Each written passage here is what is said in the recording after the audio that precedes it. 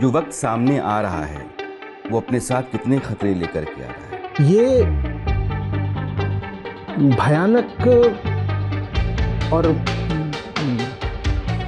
Mass extinction के साल हैं। इस दुनिया में हर साल 1 करोड़ हेक्टेयर पेड़ काटे जाते हैं। माने पृथ्वी से जीवन के ही हटने का ये दौर चल रहा है। हैदराबाद आज की तारीख में बड़ा मसला है। आप मुझसे कहें कि तुम्हारा विकास कर दूंगा, इसके लिए तुम्हारा एक हाथ काट दूं, मैं विकास करवाऊं क्या? ये दुनिया जिस तबाही के सामने खड़ी है उसके होने के भीतर हिंदुस्तान की भूमिका उतनी ही बड़ी है। इतिहास तो प्रश्न पूछेगा और आप अपने आप को विश्वगुरु बोलते हो तो आपसे सबसे पहले पूछेगा। जंगलों का काटा जाना, पेड़ों का काटा जाना आम आदमी को लगता है कि बड़ी सामान्य सी घटना है। अर्ध सामान्य जीवन जीने वाली भी हम शायद मनुष्य की आखिरी पीढ़ी है। नमस्कार, मैं राणा यशवंत आपका स्वागत करता हूँ। एक सिलसिला है जो ठहरता तो है लेकिन रुकता नहीं है। बीच में थोड़ी देर का ठहराव था तो बहुत सारे सवाल होने लगे थे कि यह सिलसिला चलना ही चाहिए। वो चलने लगा है। आचार्य प्रशांत जी के साथ मेरी बातचीत फिर से शुरू हो गई है और आज मैं आचार्य जी के साथ हूँ। आचार्य जी, बहुत बहुत स्वागत है आपका। आभार। दरअसल हम जो सवाल चर्चा में लाते हैं, जिन पर बहुत गंभीर बातें करते हैं, हमें इसका अंदाज़ा नहीं होता है कि हमारी ज़िंदगी पर और आने वाली पीढ़ियों के ऊपर उनका कितना असर होने वाला है। जो वक्त सामने आ रहा है वो अपने साथ कितने खतरे लेकर के आ रहा है, वो कितना भयावह है। सिर्फ हम चर्चा करते हैं और चर्चा करने के बाद अपनी ज़िंदगी में रम जाते हैं। सवाल है पेड़ों के काटे जाने का। और मैं हैदराबाद विश्वविद्यालय के बगल में 400 एकड़ का जंगल जो काटे जाने का फैसला है उस पर आऊं उससे पहले 2-3 जानकारी आपके सामने रखना चाहता हूं। इस दुनिया में हर साल 1 करोड़ हेक्टेयर पेड़ काटे जाते हैं और हर मिनट फुटबॉल का जो मैदान होता है उस मैदान के बराबर के 27 मैदान काटे जाते हैं। काटे जाने के अपने अपने कारण हैं, विकास है, उसके अलावा बहुत सारी चीजें हैं।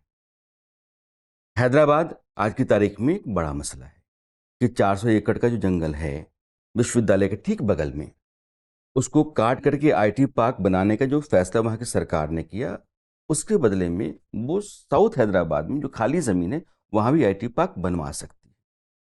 ये सोच, ये फैसला अपने आप में एक गंभीर प्रश्न खड़ा करता है। और इसी तरीके से छत्तीसगढ़ में हसदेव के जंगल हैं और यह दोनों जो हैं वो फेफड़ा माने जाते हैं। हैदराबाद का लंग्स, हैदराबाद विश्वविद्यालय के पास का 400 एकड़ का जंगल और मध्य भारत के लंग्स के तौर पर हसदेव के जंगल को जाना जाता है, जिसे दुनिया में अमेजन के जंगल है। जंगल, जंगल की दुनिया और इंसान, यानी पूरी धरती। जो खतरा है और जो सवाल है ये अपने आप में गंभीर है, बड़ा है। लिहाजा आज आचार्य जी के साथ मैं इसी पर आ रहा हूँ। आचार्य जी, मसला तो वैसे आम आदमी की चर्चा के लिए कि है 400 एकड़ का जंगल जो है वो काटा जा रहा है। मामला सुप्रीम कोर्ट तक का है। विश्वविद्यालय के स्टूडेंट्स ने मोर्चा लिया, पुलिस के साथ लिया, काटने वालों के साथ लिया, जेसीबी मशीन के सामने खड़ा हो गए। बधाई के पात्र हैं, कोई बात नहीं। लेकिन इस तरीके से जो फैसले लिए जाते हैं, इन फैसलों के पीछे जो आने वाला वक्त है उसको देखने की ताकत होती है या फिर ये ऐसे ही लिए जा रहे हैं और एक तबाही को न्योता दिया जा रहा है? देखिए, मुझे नहीं लगता कि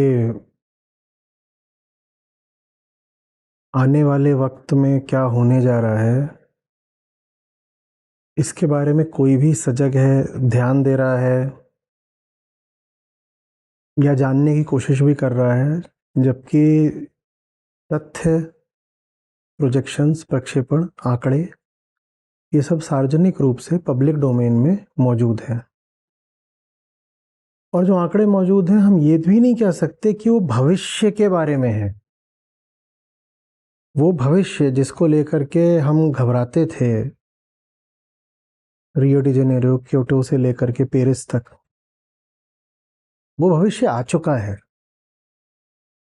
जो हमारे सबसे भयानक दुस्वप्न थे, वर्स्ट नाइटमेयर्स, वो हमारे सामने खड़े हुए हैं। तो ये भी मैं नहीं कह सकता कि खतरा भविष्य में है। अब हम उस खतरे के बीचों बीच हैं, लेकिन जो हमारी आम जिंदगी के एकदम छोटे छोटे मसले हैं, हम्म, हम उनमें इतने खोए हुए हैं कि समझ ही नहीं पा रहे कि कितनी बड़ी तबाही के ठीक अब हम बीचों बीच आकर खड़े हो गए हैं। लगभग वैसे जैसे कि बच्चे हों या जानवर हों, वो एक व्यस्त सड़क के बीच में कुछ खेल रहे हैं, कुछ खोज रहे हैं या दौड़ रहे हैं, और वो इसी बात में बिल्कुल मशगूल हैं कि वो मेरा छोटा सा एक खिलौना या कंचा कहाँ पर है। उनका सारा ध्यान उस छोटी सी चीज़ पर है, और एक बहुत बड़ा ट्रक मौत बनकर उनकी ओर आ ही गया, एक नहीं कई, और एक नहीं दोनों दिशाओं से, इस पर उनका कोई ध्यान ही नहीं है। तो हम अपने सीमित और संकीर्ण सरोकारों में इतने व्यस्त हैं कि हम देख ही नहीं पा रहे कि हम जिस युग में अब जी रहे हैं, जिन जिन सालों में हम जी रहे हैं, युग से भी ऐसा लगता है बड़े दूर की बात हो गई, ये भयानक और मास एक्सटिंक्शन के साल हैं। इसको एंथ्रोपोसीन कहते हैं। एंथ्रोपोसीन माने मनुष्य द्वारा निर्मित पूरी दुनिया की सब प्रजातियों की बर्बादी, मास एक्सटिंक्शन, एक भयानक व्यापक विलुप्ति।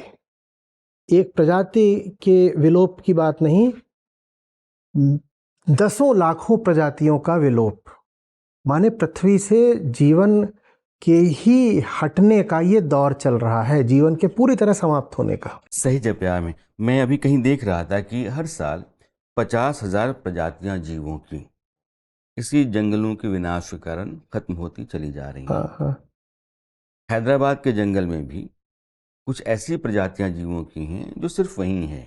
जैसे मैंने पढ़ा कि एक खास तरह की मकड़ी होती है, हाँ। वो सिर्फ उसी जंगल में होती है, और बाकी कुछ और वन्य जीव हैं। यह जो एक्सटिंक्शन ऑफ आप स्पीसीज कह रहे हैं, ये एक सिलसिला है जो चला जा रहा है, चला जा रहा है। तो फिर ये बिना किसी सोच के है? तो अगर बिना किसी सोच के है तो ये विनाश तक जाने के लिए बाध्य है।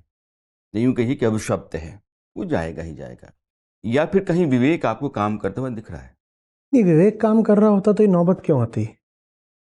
विवेक काम कर रहा होता। आपने कहा 50,000 प्रजातियां प्रतिवर्ष, तो आप कह रहे हैं कि प्रतिदिन आप लगभग 150 प्रजातियों की बात कर रहे हैं, 140 प्रजातियों की बात कर रहे हैं।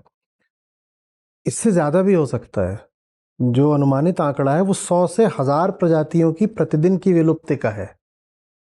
तो 140 शायद उसका जो निचला सिरा है स्पेक्ट्रम का, हम उसकी बात कर रहे हैं। हो सकता है कि वो 140 ना हो, 1000 भी हो। इतनी प्रजातियां प्रतिदिन विलुप्त हो रही हैं, सोचिए, प्रतिदिन। इसका मतलब जितनी देर में हमने बात करी है, इतनी देर में भी कई प्रजातियां कभी भी वापस अब न लौट के आने के लिए, सदा के लिए खत्म हो गई, वो इतिहास बन गई। हम किसी व्यक्ति के इतिहास बनने की बात नहीं कर रहे, हम किसी प्रजाति के किसी एक सदस्य के मिटने की बात नहीं कर रहे। जितनी देर में हम बात कर रहे हैं, जितनी देर में लोगों ने ये बात सुनी होगी, थोड़े कुछ चंद मिनट, उतनी देर में गई। अब हमें कभी उनके दर्शन नहीं होंगे, गए। अब ऐसा भी नहीं कि किसी और जन्म में वो लौट कर आएंगी, वो इतिहास बन गई, वो कभी नहीं लौट कर आने की हैं। ये हम कर रहे हैं, और इस भयानक तबाही से हम गुजर रहे हैं। फिर ये तो हुआ कि वो प्रजातियां जो पूरी विलुप्त हो गई, जो उनकी संख्या में, जो उनके आंकड़ों में कमी आ रही है, वो एक प्रक्रिया के तौर पर बहुत समय तक चलता है, तब जा करके फिर एब्सोल्यूट एक्सटिंक्शन होता है। पहले तो ये होगा ना कि कोई प्रजाति थी जो लाखों में थी, करोड़ों में थी, उसकी संख्या घटती गई, घटती गई, घटती गई, घटती गई। फिर आप एक जगह पर आ जाते हो जहाँ कहते हो कि अब वो बिल्कुल नहीं बची। पिछले 50 सालों में जंगलों में रहने वाले 70% जीवों को, 70 से 80% जीवों को इंसान ने खत्म कर दिया है सिर्फ पिछले 50 साल में। माने हमने लगभग अपने जीवन काल में ये देखा है होते हुए कि जंगल में अगर 100 जीव रहते थे जब हम पैदा हुए थे, तो 50 गायब है। उसमें से 80 गायब हैं, 20 बचे हैं, सब प्रजातियां मिला करके। ये हमने करा है, लेकिन वो जीव हमें रोज दिखाई नहीं देते। और हमारी जो रोजमर्रा की जिंदगी है उसके छोटे छोटे मुद्दे हैं वो हमें रोज दिखाई देते हैं। तो इस कारण हम मायोपिक हो गए हैं, हमें जो है निकट दृष्टि रोग लग गया है कि बस जो इधर का है वो दिखाई दे रहा है और सामने क्या वो नहीं दिखाई दे रहा। जैसे कि कोई ड्राइवर हो जिसको सड़क दिखाई ही ना दे रही हो फिर भी गाड़ी चलाई जा रहा हो, ऐसे इस दुनिया की गाड़ी चल रही है और अब बचना बड़ा मुश्किल है। देखिए, मैं कुछ ब्रॉड इंडिकेटर्स चर्चा के आरंभ में ही आपसे कह देता हूँ। हम अच्छे से जानते हैं कि 1.5 डिग्री ग्लोबल टेम्परेचर बढ़ा है। की वृद्धि से अधिक हम ना करने पाए, इसके लिए बड़ा शोर मचा था और जो पूरा पेरिस समझौता था इसीलिए था 10 साल पहले का। और 1.5 डिग्री की हम बात क्यों कर रहे थे कि 1.5 डिग्री पे रोक दो, 1.5 डिग्री पे रोक दो। 1.5 डिग्री पर आते ही कई सारे टिपिंग पॉइंट्स सक्रिय हो जाते हैं। फीडबैक लूप्स होते हैं वो सक्रिय हो जाते हैं। मैं एक आपको टिपिंग पॉइंट बताता हूँ। आपने जंगलों के कटने की बात करी थी, तो जो अमेज़न के रेन फॉरेस्ट्स हैं, वर्षा वन की, वो पूरा अपना इक्वेटोरियल रेन फॉरेस्ट्स, वो जितने हुआ करते थे आज से लगभग मानिए 50 साल पहले, जैसे ही वो उसके आधे हो जाएंगे उसके बाद आपको उन्हें काटने की जरूरत नहीं पड़ेगी, वो खुद खत्म हो जाएंगे। कारण वहां पे जो प्रजातियां पाई जाती हैं वो सिर्फ एक क्लोज्ड कैनोपी में ही पनप सकती हैं। माने वन इतना घना होना चाहिए कि सनलाइट नीचे तक जाए नहीं, नीचे तक बहुत ज्यादा ना पहुंचे। और अगर काटते गए हो उस कारण जो वहां पर प्लांटेशन की डेंसिटी है, कि मान लीजिए प्रति मील कितने वृक्ष हैं, ये जो घनत्व है, ये जैसे ही एक सीमा से नीचे जाएगा उसके बाद पेड़ अपने आप मर जाएंगे। उसके तो बाद आप हैदराबाद का संकट भी तो ऐसा ही हो सकता बिल्कुल वैसा ही है, बिल्कुल वैसा ही है। और मैं ये सारी बातें इसलिए कर रहा हूं हैदराबाद के संदर्भ में, क्योंकि अगर हमें वो सारी बातें पता होती तो हैदराबाद जैसा निर्णय सरकार ले नहीं सकती थी। देखिए, सरकार तो मतदाताओं के पीछे चलती है, सरकार तो प्रजा के पीछे चलती है। प्रजा को वो सारी बातें पता होती जो बातें अभी हम कर रहे हैं, तो हैदराबाद में या हसदेव में जो हुआ वो सरकार निर्णय ले ही नहीं सकती थी। लोग सरकार के ऊपर चढ़ जाते कि तुम ये कैसे कर सकते हो, तुम हमारे निर्वाचित प्रतिनिधि हो, तुम ये निर्णय ले ही नहीं सकते, हम तुमको नीचे गिरा देंगे। लोगों को नहीं पता और लोग जानना भी नहीं चाहते हैं। और अमेरिका जैसे देशों में अब ये हो रहा है कि अगर आप क्लाइमेट चेंज की बात करोगे, आप सरकारी नौकरी से हाथ धोगे, आप प्राइवेट जॉब में हो वहाँ पर दबाव डाल के आपको निकाल दिया जाएगा, आप सोशल मीडिया पर जाकर बात करोगे आपका सोशल मीडिया अकाउंट जो है वो बंद कर दिया जाएगा, एजुकेशन सिस्टम से क्लाइमेट चेंज की पूरी बात हटा दी जाएगी, बच्चों को, जवानों को स्कूल कॉलेज में करिकुलम में पता नहीं रखने दिया जाएगा क्लाइमेट चेंज क्या होता है। जब किसी को पता ही नहीं कि ये सब क्या होता है तो कटते रहे जंगल, कोई आकर के विरोध क्यों करेगा। भारत इस मामले में अमेरिका से बहुत बेहतर है। यहाँ एक संकट तो है। हाँ, क्लाइमेट चेंज कोई ऐसी चीज़ तो है नहीं कि हमने ये ग्लास है, हमने पर्दे के पीछे रख दिया और आपको नहीं दिखाई पड़ा तो आपने इसके बारे में नहीं पूछा है। हाँ। ये खतरे तो ज़िंदगी में चारों तरफ दिखने शुरू हो जाते हैं। आपका मौसम का पैटर्न बदल जाएगा, आपकी खेती उजड़ जाएगी, पानी का संकट खड़ा हो जाएगा, आबादी बढ़ती चली जाएगी, अन्न नहीं मिलेगा खाने के लिए। ये जो संकट पूरा का पूरा दिखता है, कोहराम मचाता हुआ सा महसूस होता है। वो तब ना जब कोई बैठ करके ये सारी बातें एक साथ एकीकृत करके टेबल पर रख दे, तब तो दिखाई देता है खतरा कितना बड़ा है। दिक्कत सारी ये है राणा जी कि ये सारे खतरे लगभग अदृश्य रहते हैं। आपने कहानी सुनी होगी ना उस मेढक की, कुएं वाली की। नहीं, कूप मंडूक नहीं, एक था जिसको सीधे ही उबलते हुए पानी में डाल दिया, ठीक है। वो जैसे ही उबलते पानी में डाला तो मेंढक कूद के बाहर आ गया, बोला पागल हो क्या, मार दोगे। वो जल और गया, क्या कर दिया, काहे को डाल दिया। एक दूसरा मेंढक था, उसको पानी में डाला, जरा सा तापमान बढ़ाया, वो झेल गया। जरा सा और बढ़ाया, उसने कहा हाँ यार गर्मी बढ़ तो रही है और थोड़ी सी तो बढ़ी है, वो और झेल गया। थोड़ी देर में थोड़ा सा और बढ़ा दिया, उसने कहा बढ़ रही है, पिछले से थोड़ी और बढ़ गई, वो और झेल गया। तापमान लगभग वहीं पहुंचा दिया जिस तापमान पर पिछला मेंढक चुपचाप जल्दी से कूद के भाग गया था। ये मेंढक नहीं भागा, क्योंकि इसके साथ जो प्रक्रिया रही वो क्रमिक रही, जो भी कुछ हुआ वो क्रमशः हुआ, ग्रेजुअल हुआ। ये मेंढक उबल कर मर गया। हमारे साथ उस दूसरे मेंढक वाली घटना घट रही है। क्लाइमेट चेंज को लेकर के आपने जिस कोहराम की बात करी, अगर वो सब कुछ एक दिन या एक हफ्ते या एक महीने में घटित हो जाए और एक ही जगह पर हो जाए घटित, तो हमें मजबूर होकर के इसका संज्ञान लेना पड़ेगा। बहुत बड़ी आपदा आ गई है, दिख रहा है रोज रोज कुछ हो रहा है।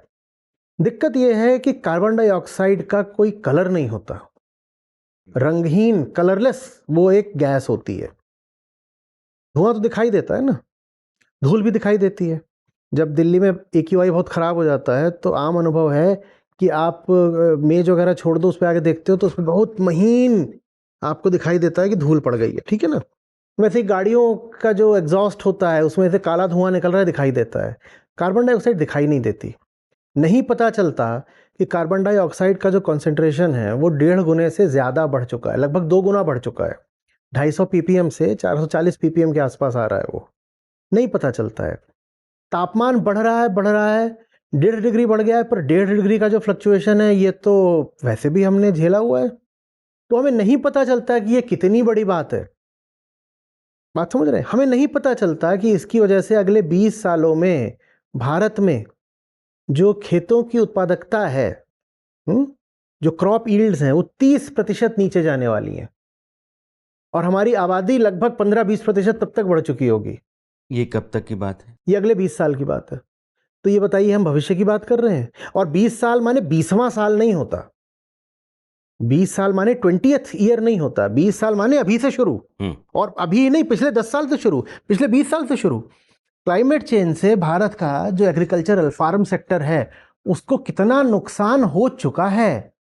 हम बात करते हैं हमें इतने ट्रिलियन की इकोनॉमी बनना है, हमें कितने बिलियन इकोनॉमी का प्रतिवर्ष नुकसान होना शुरू हो चुका है अभी ही, ऑलरेडी। हम उसकी बात नहीं करते हैं। क्यों?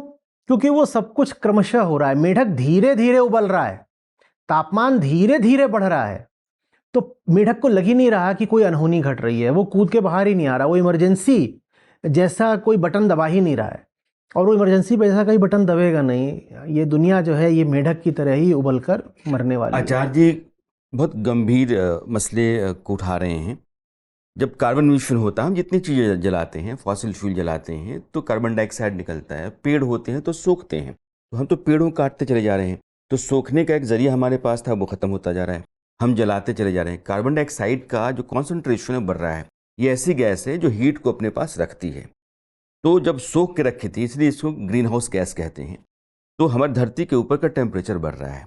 टेम्परेचर बढ़ रहा है तो जो हमारे मौसम का पैटर्न है, जब सावन आना है, भादो आना है, पूस आना है, माघ आना है, वो सब उसमें अलग अलग बदलाव होगा, तो खेती मारी जाएगी और हमारी जो आबादी है वो बढ़ती चली जा रही है। तो जीने के संसाधन आपके संकुचित होते जा रहे हैं, आबादी आपकी बढ़ती चली जा रही है और ख़तरा आपके सामने है। आचार्य जी कहना यह है कि अगले 20 वर्षों में यह संकट बड़ा हो जाएगा। यह मैं फिर हैदराबाद के पास लाकर आपको लाना चाहता हूँ। हैदराबाद का जंगल एक उदाहरण है, हसदेव का छत्तीसगढ़ में जंगल एक उदाहरण है, क्योंकि वो भी लगभग 1100 स्क्वायर किलोमीटर का जंगल है, बहुत बड़ा है हैदराबाद, और वो बहुत घना जंगल बहुत है। घना जंगल है।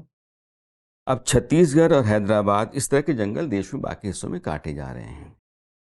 जंगलों का काटा जाना, पेड़ों का काटा जाना आम आदमी को लगता है कि बड़ी सामान्य सी घटना है, और आप जैसे कह रहे हैं लगता है कि ये बहुत विकट स्थिति पैदा हो रही है और इसके सामने पूरी जो मनुष्यता है या पूरी जो सभ्यता है वो अपने खतरे को लेकर खड़ी है। किसी के गले से ये बात उतर ही नहीं रही है राणा जी नीचे कि अर्ध सामान्य जीवन जीने वाली भी हम शायद मनुष्य की आखिरी पीढ़ी हैं। हमारे बच्चे सामान्य जीवन नहीं जीने वाले। ये जो दिल्ली है, ये 55-60 डिग्री टेम्परेचर होगा यहाँ पर। हम तो पूरे तरीके से एक खास प्रकार के मौसम और तापमान और वायुमंडलीय दबाव के संतुलन पर जी रहे हैं। भारत की तो सारी खेती मॉनसून पर आश्रित है ना। मॉनसून कैसे होते हैं, कैसे वो हवाएं समुद्र से चल करके ज़मीन पर आ जाती हैं, हिमालय से टकराती हैं, वर्षा करती हैं, सब कैसे होता है।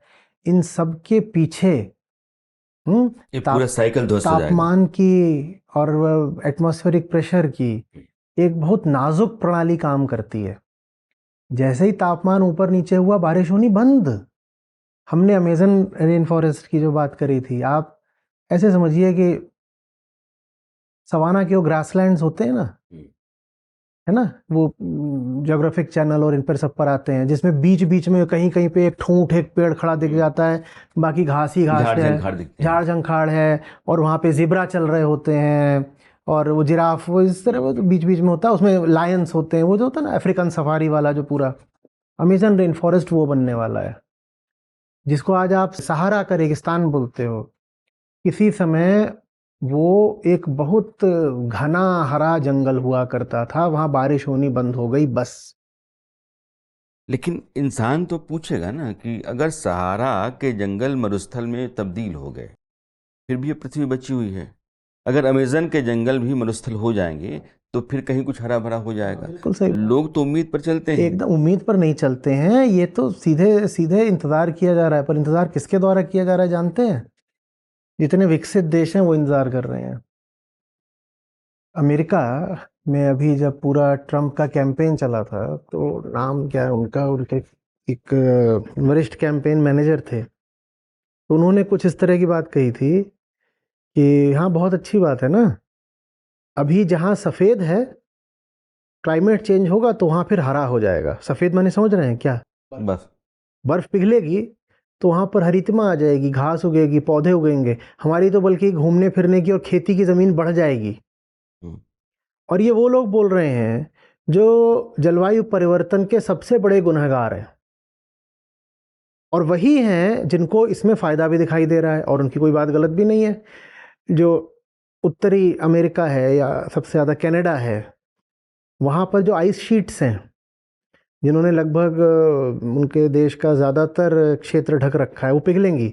जो पिघलेंगी तो वहाँ तो बहुत लोग इस आशा में बैठे हैं कि अच्छी बात है, हमारे लिए तो खेती की ज़मीन निकल आएगी। उनके लिए निकल आएगी, भारत का क्या होगा? भारत, बांग्लादेश, पाकिस्तान, इनमें भी सबसे ऊपर बांग्लादेश, क्योंकि वो पूरी तरह से एक तटीय देश है। ये दुनिया के उन देशों में हैं जिन पर गाज गिरने वाली है। बांग्लादेश की तो विकट तबाही होने वाली है क्लाइमेट चेंज से, और भारत भी तबाही में बहुत पीछे नहीं रहने वाला है। और जिन देशों में क्लाइमेट चेंज को लेकर के सबसे कम सजगता है, उसमें भी भारत अग्रणी है। यहाँ आप किसी से जलवायु परिवर्तन की बात करिए, उनको नहीं समझ में आता कि क्या है, क्यों हो रहा है, ग्रीन हाउस इफेक्ट होता क्या है, ये कार्बन डाइऑक्साइड क्या कर लेगा, कार्बन डाइऑक्साइड से क्या लेने देना। लोगों को नहीं समझ आता, लोगों को केमिस्ट्री पढ़ा रहे हो ऐसा लगता है।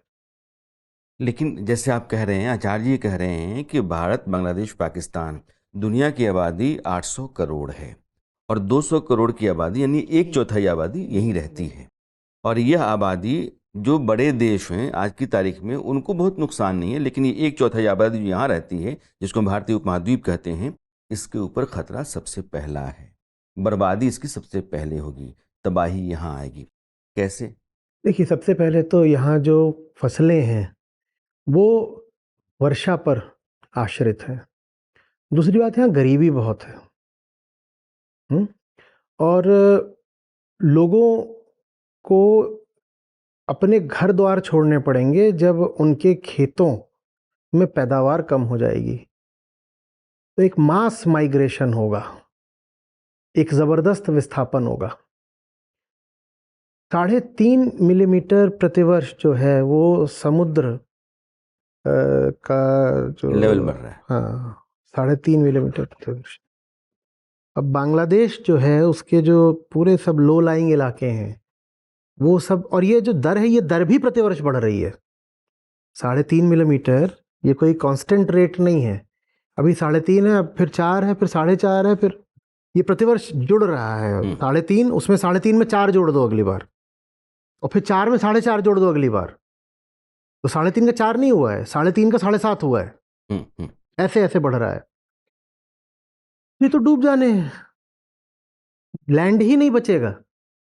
ना बारिश हो रही है, उल्टे हो क्या रहा है, जहां बारिश नहीं होती थी वहां अतिवृष्टि हो रही है, या जहां उतनी ही बारिश होती थी कि जितने में फसल पनप सके, वहां इतनी बारिश हो रही है कि खड़ी फसल बर्बाद हो गई। ये सब होगा। तो वर्षा पर आश्रयता और गरीबी, ये दोनों मिलकर के बांग्लादेश, भारत, पाकिस्तान, अफ्रीका के कुछ देश, यहाँ तो कहर बरपाने वाले हैं। अच्छा, जब बार बार कहते हैं कि मांस इंसान को नहीं खाना चाहिए, एक रिसर्च कह रहा है कि मांस खाने के चलते दुनिया में मांस खाने की तादाद बहुत अधिक है। तो मवेशियों के लिए जो चारागाह तैयार किए जाते हैं, जंगल बड़े पैमाने पर काटे जाते हैं। एक आंकड़ा है कि साल भर के भीतर 81,000 वर्ग किलोमीटर का दायरा साफ कर दिया जाता है। या तो वहाँ आप चारागाह तैयार करते हैं, या फिर उनके मवेशियों के लिए कुछ खाने पीने की जो चीज़ें होती हैं ना, वो पैदा करते हैं आप। क्या अगर मांस रोका जाए तो बहुत हद तक क्लाइमेट चेंज और ये डिफॉरेस्टेशन रोका जा सकता है? जैसे जो आपने आंकड़ा बोला, मैं उसको थोड़ा सा एक व्यवहारिक तौर पर पर्सपेक्टिव में रखते हुए ऐसे बताता हूँ लोगों को कि ग्रीस जो है वो यूरोप का एक मध्यम आकार का देश है। तो जितना ग्रीस का क्षेत्रफल है, उतना जंगल प्रतिवर्ष दुनिया से हटा दिया जाता है। जितना बड़ा ग्रीस है, उतना जंगल हम दुनिया से प्रतिवर्ष साफ कर देते हैं। इतना सारा, इतना सारा। अब इसके पीछे कारण क्या है? जंगल हम हटा क्यों रहे हैं? बहुत सारे कारण हैं, पर जो सबसे बड़ा कारण है वो ये है कि हमें खेती के लिए ज़मीन चाहिए। खेती के लिए ज़मीन कहाँ से लाओगे? तो बोले जंगल काट दो तो उससे ज़मीन निकल आएगी, उस पर खेती करेंगे। अच्छा, इतनी खेती करनी क्यों है? क्यों करनी है खेती? क्या आदमी लोग ज़्यादा खाने लग गए हैं? क्या हमारी खुराक इतनी बढ़ गई है कि उसके लिए इतना ग्रीस बराबर जंगल आप हर साल काटोगे? नहीं, वो बात नहीं है। जैसे जैसे दुनिया में संपन्नता आती जा रही है और आध्यात्मिक मूल्यों का ह्रास होता जा रहा है, वैसे वैसे दुनिया और ज़्यादा मांस भक्षक होती जा रही है। मांस भक्षक होती जा रही तो इससे जंगलें कटने का क्या संबंध है? ये जो बड़े बड़े जानवर हैं जिनको काट करके आप परोसते हो खाने के लिए खुद को, वो जानवर क्या खाते हैं? उन जानवरों को, या जानवर ऐसे ही बस कहीं से चर लेते हैं, हमें सोचते हैं कि ऐसे ही वो तो बकरा तो, या कि ऊंट है, गाय है, भैंस है, बकरी है, भेड़ है, ये तो बस ऐसे ही कुछ चर रहे होंगे। नहीं, ऐसे ही नहीं कुछ चरते। उनको खिलाने के लिए ही अधिकांश खेती की जाती है। बहुत लोगों को झटका लग जाएगा ये सुन करके, लेकिन दुनिया की जो 70% खेती होती है वो इंसानों को खिलाने के लिए नहीं, जानवरों को खिलाने के लिए की जाती है। दुनिया की जो 70% खेती होती है वो इंसानों को खिलाने के लिए नहीं, जानवरों को खिलाने के लिए जाती है। और जो जंगल काटे जाते हैं, जो अतिरिक्त ज़मीन निकाली जाती है, जो एक्स्ट्रा लैंड रिक्लेम किया जाता है जंगल काट करके, वो 90% जानवरों को खिलाने के ही काम आता है। कारण ये है कि इंसान उन जानवरों को काट करके फिर खाए। आप वहाँ खेती करोगे और वो जो आप वहाँ पे घास पतवार, सोए, अनाज, कॉर्न, मेज़, ये सब आप जो भी वहाँ पैदा करोगे, वो ले जा करके आप खिलाते हो गाय को कि भैंस को। बीफ बहुत चलता है पश्चिम में, भेड़ को, बकरी को, इनको आप खिलाते हो और फिर उनको आप काट करके खाते हो। तो वनों की अंधाधुंध कटाई का, डिफॉरेस्टेशन का, अगर हम कहें कि एक ही कारण है, आपने कहा था कई कारण हैं, हम और कई कारण कह सकते हैं। भाई मुझे फैक्ट्री लगानी है, इंडस्ट्रियल एरिया बनाना है, एयरपोर्ट बनाना है, रोड निकालना है, उस तरह के छोटे मोटे कारण आप गिना सकते हैं, उनको मत गिनाइए क्योंकि वो असली कारण है ही नहीं। वन सिर्फ इसलिए कट रहे हैं क्योंकि मुझे मांस खाना है। एक एक पेड़ जो इस वक्त दुनिया में कट रहा है, ठीक है, कहीं कहेंगे एक एक थोड़ी, तो चलो 99% ले लो। जो पेड़ इस वक्त दुनिया में कट रहे हैं उसका एक ही कारण है, मांसाहार। मांसाहार, और मांसाहार में भी सबसे ज्यादा बीफ। क्योंकि वो सबसे बड़ा जानवर है जिसको आकार में और वजन में जिसको इंसान खाता है, और पश्चिम में सबसे ज्यादा बीफ ही खाया जाता है। तो आचार्य जी, आप ये कह रहे हैं कि इंसान मांस खाने के लिए मवेशी पालता है, मवेशी खिलाने के लिए जंगल काट रहा है, जंगल काटने के चलते डिफॉरेस्टेशन है, कार्बन डाइऑक्साइड का कंसंट्रेशन बढ़ रहा है, ग्लोबल वार्मिंग बढ़ रही है, धरती एक बड़ी तबाही की तरफ जा रही है। तो इंसान के मांस की भूख ने ही धरती को तबाह करने के कगार पर लाया था। हाँ, फूड, एग्रीकल्चर, एनिमल एग्रीकल्चर दूसरा सबसे बड़ा कारण है ग्रीन हाउस गैसेस के उत्सर्जन का। पहला जो कारण है वो तो है ट्रांसपोर्ट। कि ये जो हमारी गाड़ियां होती हैं या हवाई जहाज होते हैं, रेलगाड़ियां हैं या जो समुद्री जहाज हैं, तो ये जो एमिशन करते हैं ये फॉसिल फ्यूल की एनर्जी से चलते हैं ना, तो ये जो एमिशन करते हैं वो पहला सबसे बड़ा कारण है। और दूसरा सबसे बड़ा कारण यही है, मांसाहार। और मांसाहार में भी जो आप जितने बड़े जानवर का मांस आप खा रहे हो उतने 1 kilo beef 60 kilogram equivalent of CO2 emissions.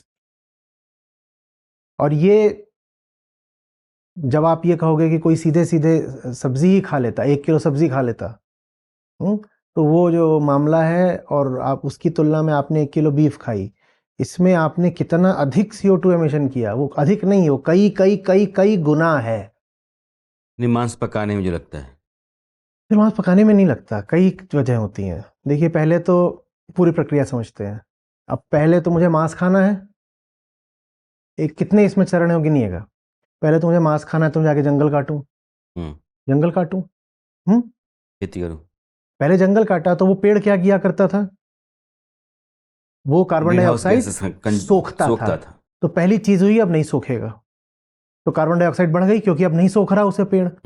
पूरा पेड़ ही क्या है, एक तरीके से कार्बन डाइऑक्साइड को सोख करके उसने उसको लकड़ी बनाया था, ऑक्सीजन देने का काम भी करता है। हाँ, तना बनाया था, पत्ती बनाया था, डाली बनाया था, फूल फल बनाया था, वो सब कार्बन डाइऑक्साइड को सोख सोख के उसने कार्बन डाइऑक्साइड को रूप दे दिया था। आपने पेड़ काट दिया, अब वो कार्बन डाइऑक्साइड नहीं सोख रहा, वो कार्बन डाइऑक्साइड यानी कि अब हवा में घूम रही है, ग्रीन हाउस वाला काम करेगी। और काटने के बाद क्या किया आपने, वो पेड़ कटा तो वो क्या अदृश्य हो गया, वो कहाँ गया?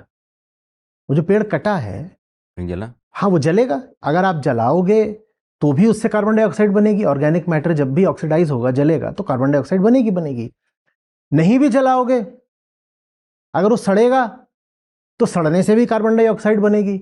आप कुछ भी कर लो, जो आपने पेड़ काटा उसकी जो लकड़ी थी वो अब कार्बन डाइऑक्साइड बनेगी। तो पहली चीज तो ये थी कि अब वो सोख नहीं रहा। दूसरी चीज ये हुई कि जो कुछ उसने पहले से सोख रखा था उसको वो अब दोबारा वायुमंडल में वापस भेज रहा है, जल के या सड़ के या कुछ भी और करके। तो ये दो चीजें हो गई। तीसरी चीज क्या हो रही है, वो पेड़ खड़ा हुआ था, हम अमेजन की बात कर रहे हैं, रेन फॉरेस्ट की, पेड़ खड़ा हुआ था तो वो मिट्टी को छाया देता था और पत्तियां बहुत गिरती थी, लेकिन उसको जब छाया मिलती थी ना तो वो वहां पर खाद बन जाती थी, धीरे धीरे वहीं पे अपना सड़ करके खाद बन जाती थी। उसको इतनी कड़ी धूप नहीं लग रही थी कि वो वहीं पर बिल्कुल सूख जाए और कचरा बन जाए, नहीं, वो धीरे धीरे करके एक नमी के माहौल में क्या बन जाती थी, उन्हीं पेड़ों के लिए अब वो खाद बन गई, पोषण देने वाली खाद बन जाती थी। अब वो हट गया तो अब सीधे, अभी हम अमेजन की वो जो है वो इक्वेटर का इलाका है, तो बहुत तगड़े वहां पर धूप पड़ती है, तो अब वो क्या होगा, वो जो जमीन पर सब पड़ा हुआ था उसका क्या होगा, वो सूख जाएगा, और सूख जाएगा तो क्या होगा, उसे फॉरेस्ट फायर लगती है। ये जो अमेरिका में फॉरेस्ट फायर आप देख रहे थे, सारी यूरोप में फॉरेस्ट फायर आप देख रहे हो, ऑस्ट्रेलिया में फॉरेस्ट फायर देख रहे हो, कैसे लगी है, वो ऐसे ही लगी है। कड़ी धूप है और जमीन पर क्या पड़ी हुई है, सूखी पत्तियां। वो सूखी पत्तियां जलने, अब जलेंगी और उनमें नमी बिल्कुल भी नहीं है तो आसानी से जल जाएंगी। अब जब वो जलेंगी तो जो पेड़ अभी हरे हैं उनका भी क्या होगा, जो आपने नहीं काटे हैं उनका भी क्या होगा, वो भी जलेंगे। और जब वो पत्ती जलेगी तो भी अपने जलने से भी वो क्या निकालेगी, कार्बन डाइऑक्साइड। वो जलेगी तो वहां जो बाकी पेड़ हैं उनको जब जलाएगी तो उनमें से भी क्या, CO2। और ये एक साइकिल है, जितना ज़्यादा और पेड़ जलेंगे उतना ज़्यादा और फॉरेस्ट फायर होगी। इतना ही नहीं, मिट्टी खुद बहुत सारी कार्बन डाइऑक्साइड अपने में सोख कर रखती है, और मिट्टी पर जब सन माने सूर्य की किरणें सीधे आकर के तपाएंगी तो मिट्टी खुद कार्बन डाइऑक्साइड छोड़ती है, माने मिट्टी ने भी जो सोख रखी थी वो भी बाहर आती है। ठीक है, ये हम 5-7 तरीके तो कर चुके हैं अभी, और अभी हम पशु पर तो आए भी नहीं हैं। अब आपने वहां खेती करनी शुरू करी, अब आप वहां पर खेती करोगे, खेती करने में आप उसमें जितने तरीके के उसमें आप फर्टिलाइजर डालोगे, पेस्टिसाइड डालोगे और चीजें हैं, वो सब इंडस्ट्रियल प्रोडक्शन से आ रहे हैं। इंडस्ट्रियल प्रोडक्शन से आ रहे माने एनर्जी से आ रहे हैं, और जो एनर्जी है हमने कहा कि वो सारी की सारी फॉसिल फ्यूल बर्निंग से आती है, तो वहां पे कार्बन डाइऑक्साइड बढ़ गई। अब वो आपने चारा ले जा करके मवेशी को खिला दिया। अब यहां पर आती है एक नया किरदार आता है, उसका नाम है मीथेन। और मीथेन का ऐसा है कि मीथेन का एक मॉलिक्यूल गर्मी करने में, माने अपने ग्रीन हाउस पोटेंशियल में, वायुमंडल को गर्म करने की अपनी क्षमता में, मीथेन का एक मॉलिक्यूल कार्बन डाइऑक्साइड के एक मॉलिक्यूल से 30 गुना ज्यादा प्रभावी माने खतरनाक होता है, 30 गुना ज्यादा। अभी मीथेन कहां से आ गई? मीथेन आ गई ये बड़े पशुओं की डकार से, और जो ये अपने पेट से गैस छोड़ते हैं उससे, उसमें मीथेन होती है। और ये इतनी मीथेन छोड़ते हैं, इतनी मीथेन छोड़ते हैं कि उसके आगे कार्बन डाइऑक्साइड की तो कोई औकात ही नहीं। सब पशु छोड़ते हैं, सब पशु, ये जुगाली करना है, और उनकी अपनी जो प्राकृतिक संरचना ही ऐसी होती है कि उनके शरीर से मीथेन निकलती ही निकलती है, गुदाद्वार से भी और मुंह से भी निकलती ही निकलती है।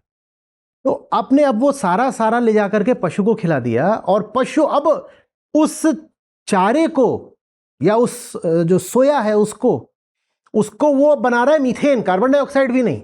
और मीथेन, और जब आप और लंबा एक टाइम साइकिल लेते हैं 20 साल का, तो मीथेन का एक मॉलिक्यूल कार्बन डाइऑक्साइड के 80 मॉलिक्यूल्स के बराबर होता है अपने ग्रीन हाउस पोटेंशियल में। ये स्थिति देखिए इतनी खतरनाक है कि जो CH4 एंड CO2, आचार्य जी कह रहे हैं कि CO2 के मुकाबले CH4 जो है, मीथेन है, ये 30 गुना ज़्यादा प्रभावी होता है गर्मी को पैदा करने में। आसानी से आप यही समझिए, गर्मी पैदा करने में। और हम ये ग्रीन हाउस गैसेस को सोखने का जो रास्ता था उसको लगातार ख़त्म करते चले जा रहे हैं, और ग्रीन हाउस गैसेस के पैदा करने की स्थितियाँ लगातार हम बनाते चले जा रहे हैं। संकट, खतरा यहाँ है। एक बड़ा संकट आचार्य जी होता है कि क्योंकि ग्लेशियर्स पिघल रहे हैं, नदियाँ अपने वजूद की लड़ाई लड़ने लगी हैं, समंदर का लेवल अभी आप कह रहे थे कि वो बढ़ता चला जा रहा है। कई द्वीप 2040 तक दुनिया के डूब जाएंगे, और कई शहर जो तटीय हैं जैसे मुंबई, चेन्नई, वेनिस, जकार्ता, ये सारे शहर धीरे धीरे डूबते चले जा रहे हैं। आने वाले वर्षों में, दशकों में ये शहर खत्म हो जाएंगे। कुछ इलाकों में तो 25 सेंटीमीटर हर साल जमीन डूबती चली जा रही है।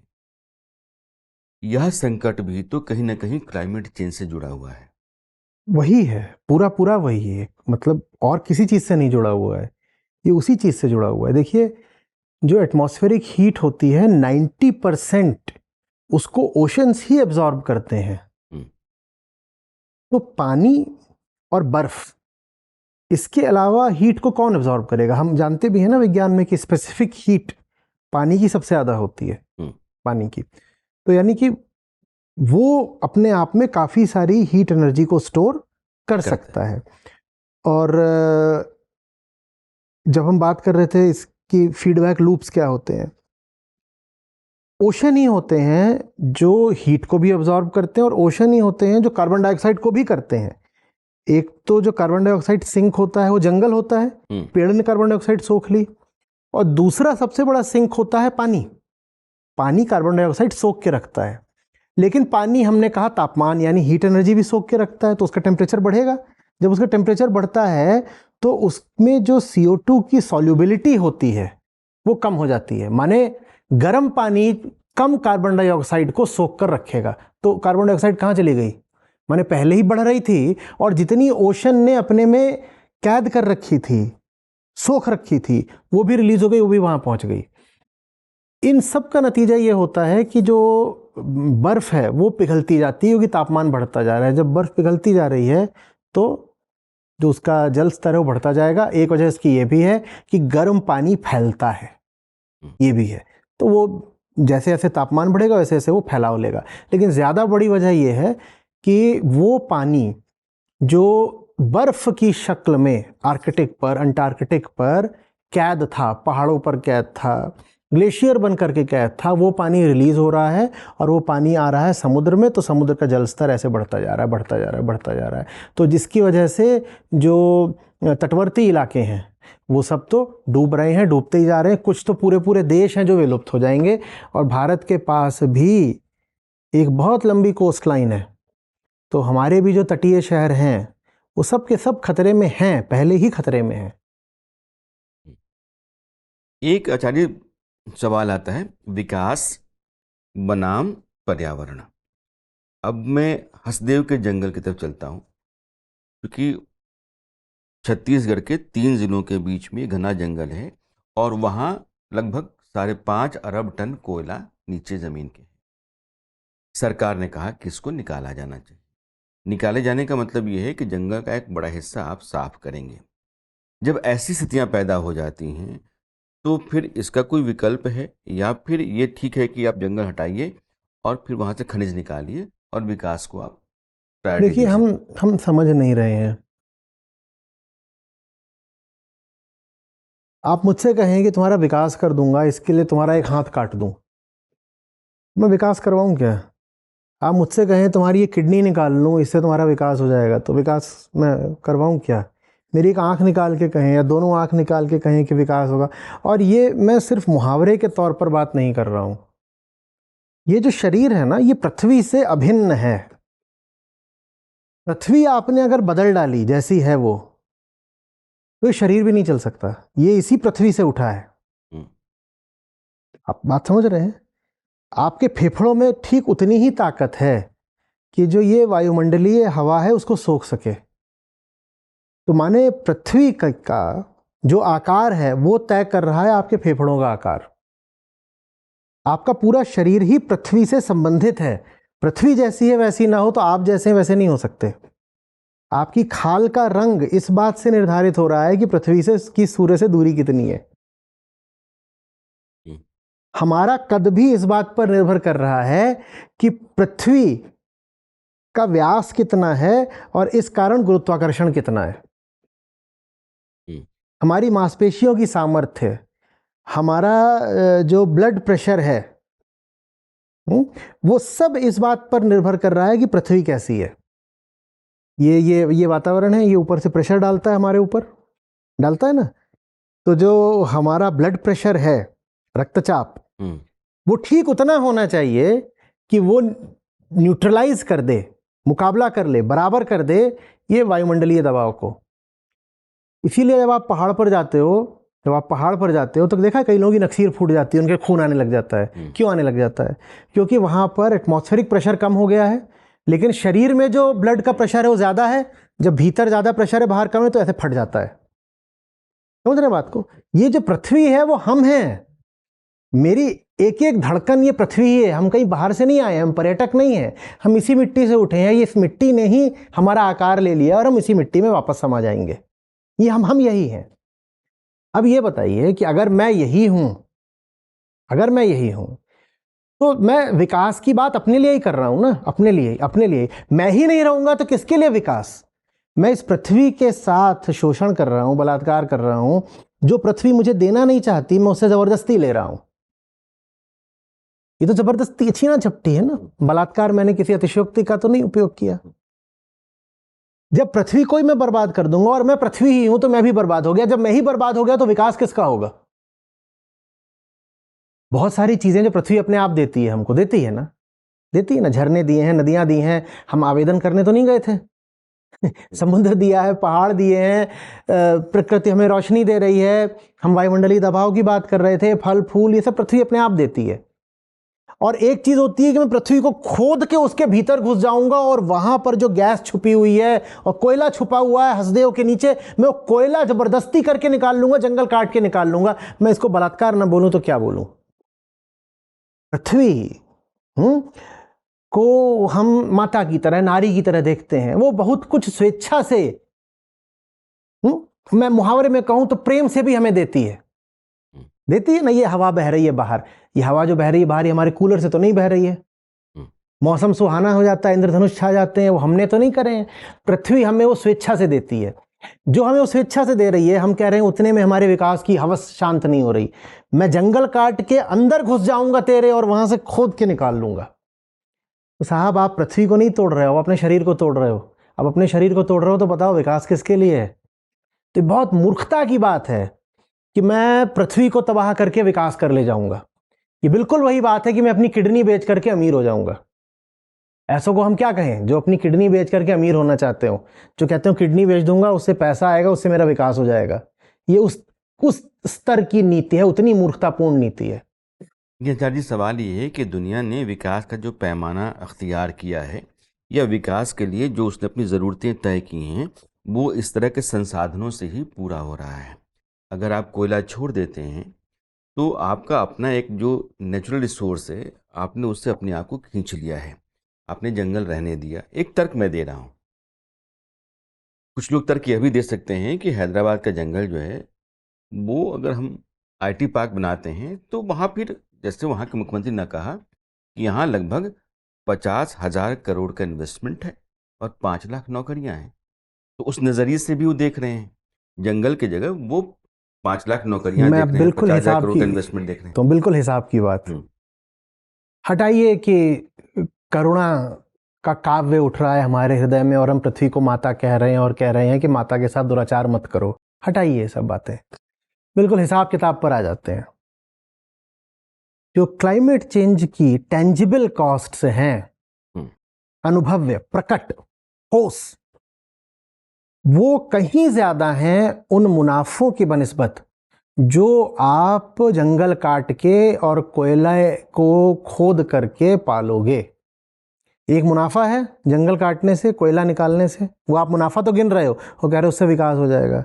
लेकिन मीडिया जनता के सामने ये नहीं लाता है कि क्लाइमेट चेंज से इकोनॉमिक लॉस भी कितना ज़बरदस्त है। आप विकास की बात करते हो तो आप इकोनॉमिक्स, आर्थिक लाभ की ही बात कर रहे हो ना। हाँ, तो जो आर्थिक नुकसान है क्लाइमेट चेंज के, वो कितने ट्रिलियन डॉलर हैं, इसकी बात हमें बताई नहीं जा रही है। ये छुपा हुआ राज है जिसमें विस्थापन की कॉस्ट, मेडिकल कॉस्ट्स, जो आपकी खेतों की पैदावार खत्म होगी उसकी कॉस्ट, जो दिन के जितने काम होते थे वो सारे काम नहीं हो पाएंगे। ये भारत में जो फॉर्मल औपचारिक अर्थव्यवस्था है वो तो बहुत छोटी है, इस अर्थ में कि उसमें कितने लोग लगे हुए हैं, रोजगार पाते हैं, बहुत छोटी है। भारत में ज्यादातर लोग रोजगार कहाँ पाते हैं? इनफॉर्मल सेक्टर में। और इनफॉर्मल सेक्टर माने क्या? वो हाथ के काम करता है, वो जमीन पर अपने पैरों से चलता है, वो मेहनत मजदूरी करता है, और वो सड़क का आदमी है, वो सड़क का आदमी है, वो सड़क पे काम कर ही नहीं पाएगा। स्थितियां ऐसी हो चुकी हैं, खाड़ी देशों में हुआ था, सड़क पर चप्पलें चिपक रही हैं।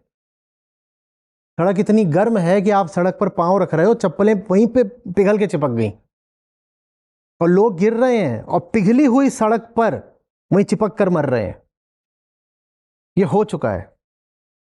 2-2 महीनों के लिए पूरा देश बंद कर दिया गया। ये हो चुका है। ये इसकी आर्थिक गिनती कौन करेगा? इन लॉसेस को कौन गिनेगा? या बस विकास विकास ही रोते रहेंगे हम? यानी कि जो प्राकृतिक संसाधन हैं, उन संसाधनों की कीमत पर अगर हम आप वो गंवाते हैं जो पर्यावरण को बनाए रखने के ज़रूरी है, तो आप दरअसल एक बड़े नुकसान को उठाते हैं, उस नुकसान की तरफ जा रहे हैं, लेकिन इसको सामने नहीं रखा जाता। आचार्य जी कह रहे हैं। आप ये बताइए ना, भारत की कितनी प्रतिशत आबादी है जो आज भी कृषि पर सीधे या कि परोक्ष रूप से आश्रित है? मुझे लगता है कि 55-60% तो आज भी है। माने 2/3 मान लूं, 2/3 मान लूं, इन 2/3 लोगों का क्या करने वाले हैं हम, और उसकी इकोनॉमिक कॉस्ट क्या होगी? जब आपने पूरी बारिश ही गड़बड़ा दी, कभी धूप इतनी ज्यादा हो रही है, इतनी ज्यादा हो रही है कि फसल खराब नहीं हो रही, फसल में आग लग रही है, तो इसकी जो आर्थिक कॉस्ट है उसका हिसाब कौन करेगा? या बस हम ये कह रहे हैं कि अरे वो कोयला नहीं निकाला ना, तो इसलिए राष्ट्र की तरक्की नहीं हुई। जब ये पूरा चारों तरफ से कयामत बरसेगी तो राष्ट्र की तरक्की कर लोगे क्या? किस विकास की बात कर रहे हैं हम? यानी कि नुकसान को जोड़ करके आप जब हिसाब लगाते हैं तो मुनाफे के मुकाबले ये बहुत ज्यादा है, ये पल रहा भारी होता है। बात सिर्फ कविता की नहीं है, बात अर्थव्यवस्था की भी है। सरकारों ने इस ग्लोबल वार्मिंग को कम करने के लिए, क्लाइमेट चेंज के लिए जो दुनिया के उसूल हैं, दुनिया के साथ एक शर्त जो तय की गई है कि हम ऐसा ऐसा करेंगे, तो उसके लिए उन्होंने अपने विकल्प अख्तियार करने शुरू कर दिए हैं। जैसे ईवीज हैं, इलेक्ट्रिक व्हीकल्स हैं। भारत में इलेक्ट्रिक व्हीकल्स बहुत बड़ी तादाद में अब आ रही हैं। कहा यह जरा कार्बन इमिशन को कम किया जाना चाहिए। फॉसिल जो सोर्स ऑफ एनर्जी है उसका कम इस्तेमाल होना चाहिए। तो सोलर विंड के ज़रिए या जो सोलर पावर है इसके ज़रिए हम अपनी एनर्जी की ज़रूरतों को पूरा कर पाएंगे। ये जो कुछ भी होता हुआ दिख रहा है आपको? मुझे कुछ नहीं दिख रहा, मुझे जुमले दिख रहे हैं बहुत सारे। हाँ, 2015 में हमने पेरिस समझौता करा था, उसके मुताबिक 2024 तक हमें जहाँ होना चाहिए था हम उसके आसपास भी नहीं है। जानते पेरिस समझौते ने 2 हमें साल दिए थे और उन दोनों सालों के साथ हमें 2 लक्ष्य दिए थे, 2030 और 2050। 2030 तक हमें अपने एमिशंस को लगभग आधा कर देना था, 44% कम। 2015 में समझौता हुआ था और उस समझौते के बाद सब देशों को एनडीज थे, वो नेशनल डिलीवरेबल्स, वो दे दिए गए थे कि भाई तुम इतना कम करोगे, तुम इतना कम करोगे, तुम इतना कम करोगे, और सबने कहा था न्याय संगत है, हम मानते हैं इतना इतना कम करेंगे। 2030 तक हमें -44% करना है, जितना चल रहा है उससे -44% करना है। आप बताइए 2015 से 2025 तो आ गए, 2030 तो थोड़ी ही दूर है, और हमें 2030 में -44 करना है। तो आपको क्या लगता है कि 2025 में हमने कितना कर रखा होगा? कितना हो गया ये 9 साल में? +3%। +3%। +3%। पेरिस समझौते से पहले हम जितना एमिशन कर रहे थे, पेरिस समझौते के बाद हमने एमिशन और बढ़ा दिया कम करने की जगह। तो फिर तो विकल्प नहीं है ना। हम खत्म, सब खत्म है। एंथ्रोपोसीन शुरुआत में ही मैंने बोला था, ये महाविनाश है, ये प्रलय है। 2050 में हमें नेट जीरो कर देना था। नेट जीरो माने कि जितना हम कार्बन डाइऑक्साइड एमिट कर रहे हैं उतना ही अब्जॉर्ब कर रहे हैं, माने अब हम वायुमंडल में जरा भी कार्बन डाइऑक्साइड का पीपीएम बढ़ा नहीं रहे हैं, वो कहीं से भी संभव हो नहीं रहा है। और मैंने आपसे टिपिंग पॉइंट्स की बात करी थी, फीडबैक लूप्स की बात करी थी, जिसमें आर्कटिक आइस आती है, जिसमें अमेजन रेन फॉरेस्ट आते हैं, ये सब टिपिंग पॉइंट सब क्रॉस हो चुके हैं। इसका मतलब मामला इरिवर्सिबल हो चुका है। फीडबैक लूप का मतलब ये होता है कि एक बार वो सक्रिय हो गया, उसके बाद अब आप अतिरिक्त कार्बन उत्सर्जन करो चाहे नहीं करो, वो लूप सेल्फ सस्टेनिंग है, वो खुद ही आगे बढ़ेगा, खुद ही आगे बढ़ेगा। वो पटाखे हम जलाते हैं ना, बस वही। यहाँ हमने आग लगा दी, उसका कुछ नहीं है, बाकी में आग लगाने की कोई जरूरत नहीं है, वो आग खुद ब खुद आगे बढ़ती चली जाती है। बहुत बढ़िया उदाहरण। लेकिन एक बात मैं आपसे पूछना चाहता हूँ। भारत में एक आंकड़ा कहता है कि लगभग 2.5 लाख स्क्वायर किलोमीटर, एकड़ के आसपास, 2.5 लाख एकड़ के आसपास उत्तर प्रदेश के बराबर का जंगल खत्म हुआ। लेकिन 17% का भी जंगल हुआ करता था। भारत में 21%, 21.5% आज की तारीख में कहा जाता है कि सरकारों ने और कई अलग अलग फोरम से कोशिशें जो हुई हैं उसका नतीजा बेहतर हुआ है। 33% होना चाहिए। यह जो 21%, 21.5% का डेटा दिया जाता है, और फिर ये जो संकट की स्थिति पर चर्चा होती है, इन दोनों में कोई समानता बैठती है या फिर दोनों दो तरह की बातें हैं? वरिष्ठ पत्रकार हैं, मुझसे ज़्यादा आप जानते हैं 21% का आंकड़ा कहाँ से आता है। 4 पेड़ लगा के उसको जंगल गिन लो, ऐसे आता है। हाँ। जंगल की जो परिभाषा थी वो परिभाषा ही बदल दो कि पहले इतना घनत्व हो पेड़ों का तो उसको जंगल माना जाता था। तो जंगल बढ़ाने का सबसे अच्छा तरीका है कि जंगल की परिभाषा को ही नीचे गिरा दो, तो जो जगह जंगल नहीं थी वो भी जंगल मानी जाएगी। ऐसे हुआ है।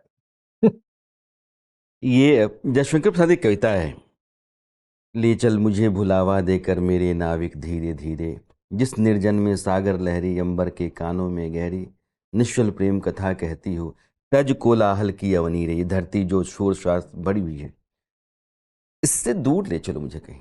आचार्य जो कह रहे हैं, ये कह रहे हैं कि दूर जाने की जरूरत नहीं पड़ेगी। आने वाले समय में कवि जो है वो एक बहुत ही सन्नाटे में अपने आप को पाएगा। ये पूरी प्रकृति जो है वो खत्म हो जाएगी, ये प्रजातियां हैं ये सब तबाह हो जाएंगी, तो फिर बचेगा नहीं। कुछ उम्मीद आपको दिखती है दुनिया में, चूंकि बहुत स्तर पर काम हो रहे हैं, सोचा जा रहा है और उसके उपाय भी निकाले जा रहे हैं, नहीं निकाला बड़े जा लेवल रहा, पर नहीं काम हो रहा, चलता नहीं है। हो रहा राणा जी। क्यों हम अपने आप को धोखे में रखें? हम्म। ट्रम्प एडमिनिस्ट्रेशन ने तो पेरिस एग्रीमेंट से हाथ ही वापस खींच लिए, जिसकी हम अभी बात कर रहे हैं। उन्होंने कहा हम है ही नहीं इसमें। वो कह रहे हैं we'll make America great again, और इसके लिए जितनी हमारे पास ज़मीन के नीचे गैस है वो सब निकालेंगे, उसका इस्तेमाल भी करेंगे और उसका हम निर्यात भी करेंगे, खुद भी जलाएंगे और औरों को भी देंगे जलाने के लिए। वो ईवीज़ को प्रमोट किया करते थे, सब्सिडी देते थे, बोले नहीं देनी है। स्कूल कॉलेजों में क्लाइमेट चेंज के बारे में पढ़ाया करते थे, बोलते किसी को पता नहीं लगना चाहिए क्लाइमेट चेंज जैसी कोई चीज़ होती है। America first. लेकिन दुनिया का विकसित देश सबसे समझदार देश माना जाता है। अगर वहां भी इससे यही तो पता इस बात चलता की कोई है, चिंता नहीं है, तो क्या इससे यही वाकई तो पता संकट नहीं चलता है? है कि विकास समझदारी का काम नहीं है ना। विकसित है, समझदार नहीं है। माने विकास और समझ साथ चलें, ये जरूरी नहीं। जरूरी नहीं, ये है ही नहीं। विकास से ज्यादा नासमझी का काम दूसरा नहीं हो सकता। हमको चाहिए डी ग्रोथ आज, डी ग्रोथ जिसको हम विकास कहते हैं, हमें उसको पलटना पड़ेगा। अगर ये 800 करोड़ ही हमें रहना है तो हम जितना उपभोग करते हैं वो नहीं कर सकते। और विकास का मतलब होता है उपभोग और बढ़ाओ अपना। जीडीपी आप मेजर ही करते हो पर कैपिटा कंजम्पशन से। आप विकास की बात जब करते हो तो उसमें आपका आशय यही होता है जीडीपी ग्रोथ। जीडीपी ग्रोथ माने पर कैपिटा कंजम्पशन, और पर कैपिटा कंजम्पशन अगर आप 800-900 करोड़ हो और दुनिया की आबादी अभी जाएगी 1100 करोड़ तक, तो विकास नहीं चाहिए हमें तो पलटना पड़ेगा। जो आपने व्यवस्थाएं बना रखी हैं विकास के नाम पर, उनसे बल्कि आपको पीछे आना पड़ेगा। आप कहोगे नहीं नहीं नहीं, प्रति व्यक्ति एक स्तर से ज्यादा हम ना तो भोग कर सकते हैं ना उत्सर्जन कर सकते हैं, नाइदर कंजम्पशन नॉर एमिशन। और ये जो 800 करोड़ 900 करोड़ का भी आंकड़ा है आबादी का, इसको भी धीरे धीरे हमें कम होने देना होगा। ये प्राकृतिक आपदाओं के आने की तादाद या उनकी फ्रीक्वेंसी जो है वो 90 के बाद बढ़ी और बेतहाशा बढ़ी है। अभी आपने देखा कि थाईलैंड से लेकर के म्यांमार तक जो भूकंप आया उससे बहुत तबाही है। भारत में कभी हिमाचल प्रदेश में इतनी बारिश हो जाती है कि वहाँ बड़े पैमाने पर तबाही आ जाती है। केरल में पहाड़ के पहाड़ बह जाते हैं, गांव का गांव समेट करके चले जाते हैं। ये जो बार बार इस तरह से मतलब खतरे पैदा होते हैं या जो दिखता है, इसका भी कोरिलेशन है। सिर्फ उसी से, सिर्फ उसी से। भारत में पिछले साल 365 दिनों में से कुछ चंद दिन छोड़ करके, 10-20 दिन छोड़ करके कहीं ना कहीं एक्सट्रीम वेदर इवेंट हुआ है। माने अगर हम पूरे भारत को लें एक राष्ट्र की तरह और एक समग्र समाचार छापें, तो कोई दिन ऐसा ना निकले जो त्रासदी का ना हो, जिस दिन कोई प्राकृतिक आपदा न टूटी हो। हर दिन ऐसा हो रहा है। और अगले 10 से 20 वर्षों में प्रतिदिन 2 से 3 एक्सट्रीम वेदर इवेंट्स हुआ करेंगे। एक जगह पर नहीं होगा कि आप कहें आज केरल में हो गया, अरे कल वहां हो गया। एक ही दिन पर 3 जगह पर प्रकृति का कहर टूट रहा होगा, एक ही दिन में 3 जगहों पर एक साथ। और ये एक देश की बात है, और दुनिया के सब देशों को लें तो पता नहीं कहाँ कहाँ क्या क्या हो रहा होगा, उसकी कोई गिनती नहीं। और जो एक्सट्रीम वेदर इवेंट होगा उसकी तीव्रता, इंटेंसिटी भी बढ़ चुकी होगी। माने जो साइक्लोन है वो छोटा मोटा साइक्लोन नहीं, वो और बड़ा साइक्लोन होगा। अब तो यहाँ तक भी है कि जो सीस्मिक एक्टिविटी होती है जिससे कि भूकंप आता है, यहाँ तक अनुमान लगाया जा रहा है कि उसका भी शायद कुछ परोक्ष संबंध जलवायु परिवर्तन से हो सकता है। तो ऐसी ऐसी जगहों पर भी भूकंप आएंगे जहां पहले कभी भूकंप आ ही नहीं सकते थे, और इसलिए जहां बिल्कुल तैयारी नहीं है, भूकंप रोधी इमारतें नहीं बनाई गई हैं, और इस तरह की वहां पर कोई इमरजेंसी फैसिलिटीज़ या कि डिज़ास्टर मिटिगेशन कोई व्यवस्था करी नहीं गई है, वहां भी भूकंप आ सकता है। हम समझने को राज़ी नहीं है। हम विकास विकास झुंझुना बजा रहे हैं, हमें नहीं समझ में आ रहा हम कहाँ पर खड़े हुए हैं। एक सवाल, हिंदुस्तान के बहुत सारे लोग आपको सुनते हैं और मुझे लगता है कि वो अमल भी करते हैं। मुझे तो देश के तमाम हिस्सों में मिलते रहते हैं और मेरे पास इसलिए आते हैं कि आचार्य जी का इंटरव्यू है। बहुत बड़ा मुल्क है, दुनिया का हर छठा आदमी हिंदुस्तानी है। जाहिर तौर पर जिम्मेदारी भी उसी रेशियो में हिंदुस्तान के लोगों के ऊपर आती है। मैं आपसे ईमानदारी से जानना चाहता हूँ, ये दुनिया जिस तबाही के सामने खड़ी है, उसके होने के भीतर हिंदुस्तान की भूमिका उतनी ही बड़ी है या फिर कुछ बड़े देशों की ज़्यादा है? देखिए, स्वामी विवेकानंद ने कहा था कि सब देशों का अपना एक राष्ट्रीय चरित्र होता है। उदाहरण के लिए उन्होंने कहा कि ये जो ब्रिटेन है, इसका राष्ट्रीय चरित्र एक कुशल व्यापारी का है, हम्म, कुशल व्यापारी का है। और वैसे ही उन्होंने अमेरिका के चरित्र की बात करी, फिर उन्होंने भारत के चरित्र की बात करी। बोले भारत का जो चरित्र है वो समझदारी का है, गुरुता का है, आध्यात्मिक है। और उनका आग्रह था कि सब राष्ट्रों को अपने नैसर्गिक चरित्र के अनुसार ही काम करना होगा, इसी में उनकी भलाई है। इसको वो एक तरह से व्यक्तित्व है राष्ट्र का, वो जिससे कि आप बड़ी मुश्किल से आप उसे बाहर आ सकते हो। भारत का बहुत बड़ा योगदान इस क्लाइमेट क्राइसिस में है नहीं। हमारे यहाँ जो पर कैपिटा एमिशन है वो ग्लोबल एवरेज का आधा है, लेकिन खामियाजा सबसे पहले और सबसे ज़्यादा हम भुगतेंगे। लेकिन खामियाजा हम भुगतेंगे। मैं इस पर आ रहा हूँ कि हमने भले ही सीधे सीधे क्लाइमेट चेंज को और विकट नहीं बनाया है, उसको और ज़्यादा हमने ख़राब नहीं किया, एग्जैजरबेट नहीं किया है, लेकिन फिर भी एक दूसरे तरीके से कहीं ना कहीं हम अपने कर्तव्य में चूके हैं। हमारा जो राष्ट्रीय चरित्र है ना, वो है दुनिया को आगाह करने का, बताने का, समझाने का। लोगों को ये बात बड़ी आदर्शवादी लगेगी, यूटोपियन लगेगी, पर देखिए ये बात है। और स्वामी विवेकानंद कोई साधारण आवाज़ के आदमी नहीं थे, वो ये अगर कह रहे हैं तो सुनना पड़ेगा। भारत ने गलती ये नहीं करी है कि भारत ने एमिशंस बहुत कर दिए, नहीं, हमने उतने एमिशंस नहीं कर दिए। हालांकि हमारी आबादी इतनी ज़्यादा है, आपने कहा छठा आदमी दुनिया का भारतीय, आबादी इतनी ज़्यादा है कि वो सब मिला मुलू दो तो हमारे भी एमिशंस लगते हैं कि बहुत ज़्यादा है, पर प्रति व्यक्ति उत्सर्जन जब आप देखते हो तो भारत का कम ही है। तो हमने फिर चूक कहाँ पर करी है? हमने चूक यहाँ पर करी है कि हम इस मूर्खता के खिलाफ दुनिया की सबसे बुलंद आवाज नहीं बने, जो कि हमारा कर्तव्य था और जो हमारा ऐतिहासिक चरित्र भी है। वहां पर हमसे चूक हुई है, वहां पर हम अपने कर्तव्य से पीछे हटे हैं। यानी बड़े देशों की, विकसित देशों की कारस्तानी के खिलाफ हमने जुबान नहीं खोली, नहीं खोली है, बल्कि हमने कुछ और करा है। हमने उनको करा, अभी जो भारत की जो नेगोशिएटिंग टैक्टिक रहती है वो ये रहती है कि तुमने इतना एमिशन कर रखा है तो थोड़ा बहुत करने का तो हमें भी हक है ना। तुमने इतना कर रखा है और ऐतिहासिक रूप से तुम ही जिम्मेदार हो। जो अभी अगर हम कुल जो एक्सेस कार्बन डाइऑक्साइड है एटमॉस्फेयर में अगर उसको लें तो वो तो 90% जो विकसित विश्व है, फर्स्ट वर्ल्ड, ग्लोबल नॉर्थ, वो वहां से ही आ रहा है। तो भारत का तर्क ये रहता है कि तुमने तो अपने विकास के लिए खूब जंगल भी काट लिए और कोयला जला दिया और डीजल जला दिया, सब कर लिया, और तुम तो अब मौज मार रहे हो, तो अब थोड़ी मौज हम भी तो मारेंगे ना, तो हमें भी जलाने दो। कुछ हद तक ये तर्क सही भी है, लेकिन विलुप्ति का इतिहास जब आपसे सवाल करेगा तो आप ये तर्क दोगे क्या कि सब कोयला जला रहे थे तो हमने भी हसदेव काट काट के कोयला जलाया? इतिहास तो प्रश्न पूछेगा, और आप अपने आप को विश्वगुरु बोलते हो तो आपसे सबसे पहले पूछेगा, क्योंकि बाकी सब तो छात्र हैं, बच्चे हैं, वो उधम कर रहे थे, चलेगा, आप तो विश्वगुरु। सबसे पहला सवाल तो आपसे होगा, भाई तुम क्या कर रहे थे जब ये सब चल रहा था?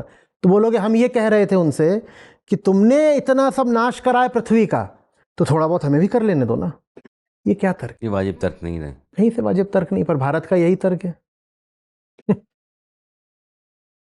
अभी जो भारत की स्थिति है कि हम जंगलों के कटने से, पानी के संकट से होते हुए अब आ गए कि हम विनाश की स्थिति में हैं और कोई विकल्प दिख नहीं रहा है। भारत का एक आम नागरिक जो सामान्य जीवन जी रहा है, और आप कह रहे हैं कि उसकी आने वाली संततियों के सामने संकट जो होगा बाकी दुनिया के सामने, भारत के सामने होगा, उसके सामने भी होगा, झेलेगा तो वह भी। हाँ। भारत के एक आम आदमी को अपने जीवन में या अपनी सोच में ऐसा क्या बदलाव करना चाहिए, बहुत क्योंकि बढ़िया। 140 करोड़ का देश है ये, तो बहुत हद तक कुछ तो अपना कंट्रीब्यूशन दे सकता है। जो आप कह रहे हैं कि दुनिया के सामने हम थोड़ी जा कहेंगे विलुप्ति का इतिहास लिखा जाएगा, तो हमने कहा कि नहीं यार तुमने उतना जलाया तो हमने इतना तो जलाया। थोड़ा हम भी जला लें। तो कम से कम भारत के जो लोग हैं ये सामूहिक रूप से कह सकते हैं कि दुनिया ने ऐसा नहीं किया लेकिन हमने ऐसा किया। अब आते हैं, बहुत रोचक मोड़ पर पहुंच गई ये बातचीत। ये कर कौन रहा है? ये सारा एमिशन कर कौन रहा है? कौन कर रहा है? इंडस्ट्रीज कर इंडस्ट्रियलाइज्ड देश भी जो हैं उनमें भी मालूम है कौन कर रहा है? दुनिया का 50% एमिशन जो दुनिया की सबसे 5% अमीर आबादी है वो कर रही है। दुनिया भर का 50%। दुनिया भर का 50% एमिशन दुनिया की जो 5% अमीर आबादी है वो कर रही है। 36 सिर्फ कंपनियां हैं और उनके 36 स्टेक होल्डर्स जो 50% कार्बन एमिशन के लिए जिम्मेदार हैं दुनिया के। 36 कंपनियां, एक्सन मोबिल सबसे बड़ी है, उसमें सऊदी अरामको, 36 कंपनियां। और ये सब वही कंपनियां हैं जो बहुत बड़ी बड़ी हैं, जो फॉर्च्यून 500 में भी आती हैं कई। और इनके जो ओनर्स हैं उनका जो भोग विलास है, ये जो अमीरी है, वो सबके लिए एक रोल मॉडल है। अब मुझे प्रश्न अच्छे से पता है, हमारा प्रश्न है कि भारत इस सब में कहाँ आता है, तो थोड़ा मुझे इसको व्यापक तरीके से करके फिर समझाना पड़ेगा।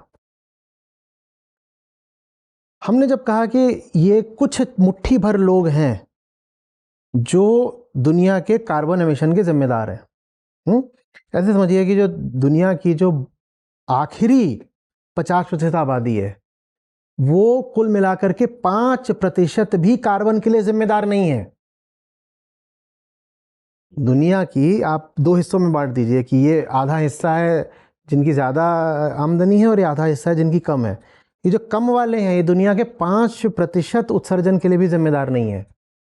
लेकिन जो कहर टूटना है क्लाइमेट चेंज का वो 95% ये झेलेंगे। गुनाह इनका 5% भी नहीं है, सजा इनको 95% की मिलने वाली है। अब समझिए मैं आना कहाँ चाह रहा हूं।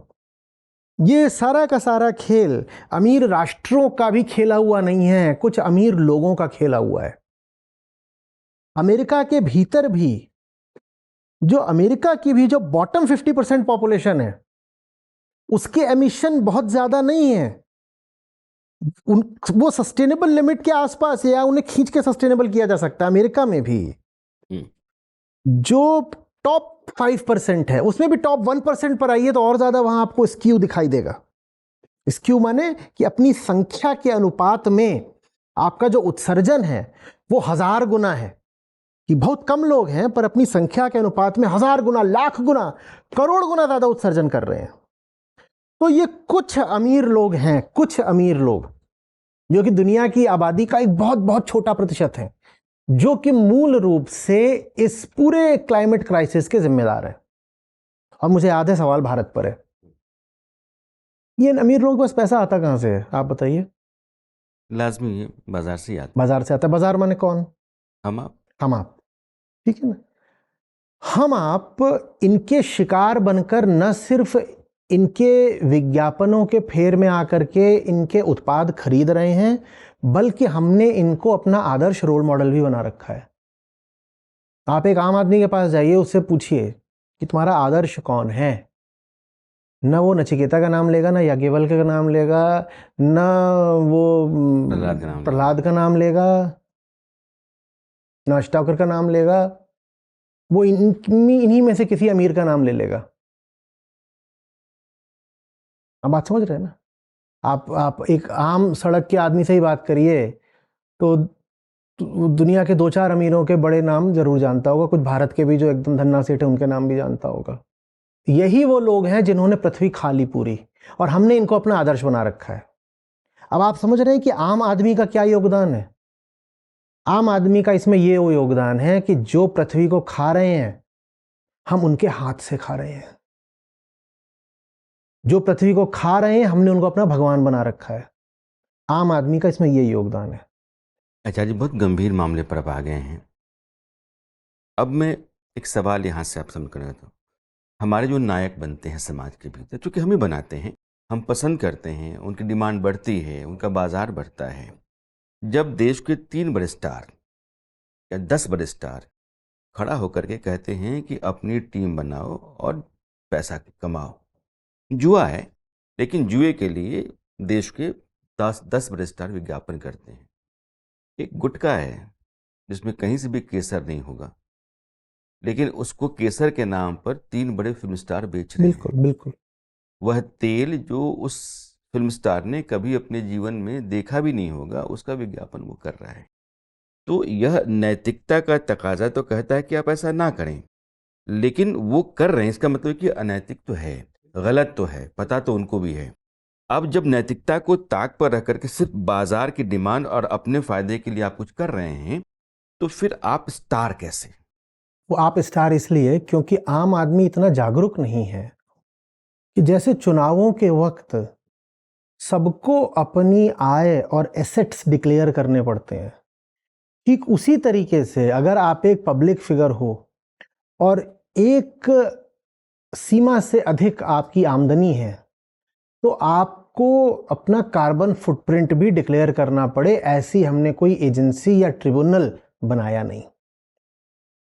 मैं आपको अपना रोल मॉडल बना रहा हूं ना, मुझे पता होना चाहिए आपका कार्बन फुटप्रिंट कितना बड़ा है। कार्बन फुटप्रिंट माने कि मुझे पता होना चाहिए कि तुम कितना कार्बन हर साल उत्सर्जित करते हो, कि तुम जो कार्बन निकाल रहे हो वही मेरे बच्चों की मौत बनने जा रहा है। मुझे पता होना चाहिए मेरे बच्चों की मौत के लिए तुम जो मेरे हीरो, मेरे लीडर बन रहे हो, अपने आप को उद्योगपति बता रहे हो या सेलिब्रिटी बता रहे हो या पॉलिटिशियन बता रहे हो, मैं जानना चाहता हूं किस हद तक तुम जिम्मेदार हो मेरे घर परिवार की तबाही के। अपना कार्बन फुटप्रिंट बताओ। और मुश्किल नहीं है, इसको बहुत आसानी से निकालने के आज हमारे पास तरीके मौजूद हैं। जरूरत बस इस बात की है कि इतनी जनजागृति हो कि इस काम को करने वाला एक हम आयोग बना दें, और उसको सब 150 करोड़ लोगों का फुटप्रिंट नहीं निकालना है, उसको जो टॉप 1% आबादी है बस उसका निकालना है और घोषित करना है। लगभग वैसे ही जैसे कि आप किसी अच्छे रेस्टोरेंट में अब जाते हैं और आपके सामने मेन्यू आता है तो उसमें लिखा रहेगा डोसा 1300 किलो कैलोरी। अगर ये ऑर्डर कर रहे हो तो तुम्हें ये भी पता होना चाहिए कि इससे मोटापा तुम्हारा कितना बढ़ेगा। ठीक वैसे ही आपके सामने स्क्रीन पर एक नेता आ रहा है या एक इंडस्ट्रियलिस्ट आ रहा है या आईपीएल का स्टार आ रहा है या फिल्मी स्टार आ रहा है या कोई आ रहा है, तुरंत उसके साथ लिखा आना चाहिए इस आदमी का कार्बन फुटप्रिंट इतना है, ताकि वो जब वहां मीठी मीठी बातें करे तो आप बहक ना जाओ। उसका नंगा तथ्य, उसकी हकीकत एक आंकड़े के रूप में आपके सामने मौजूद रहे। ये कोई बहुत मुश्किल काम है? बिल्कुल मुश्किल काम नहीं है, एकदम करा जा सकता है। पर उसके लिए आदमी को जगना होगा ना, लोगों को ये मांग करनी होगी।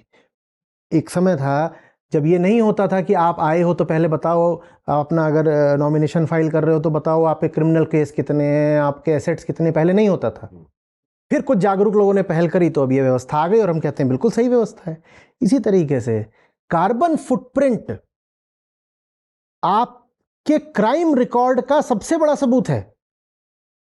जनप्रतिनिधि होने के लिए आपको बताना पड़ता है ना आपका क्रिमिनल रिकॉर्ड क्या है। पासपोर्ट, वीजा, इन सब में भी आपको अपना क्रिमिनल रिकॉर्ड डिस्क्लोज करना होता है ना।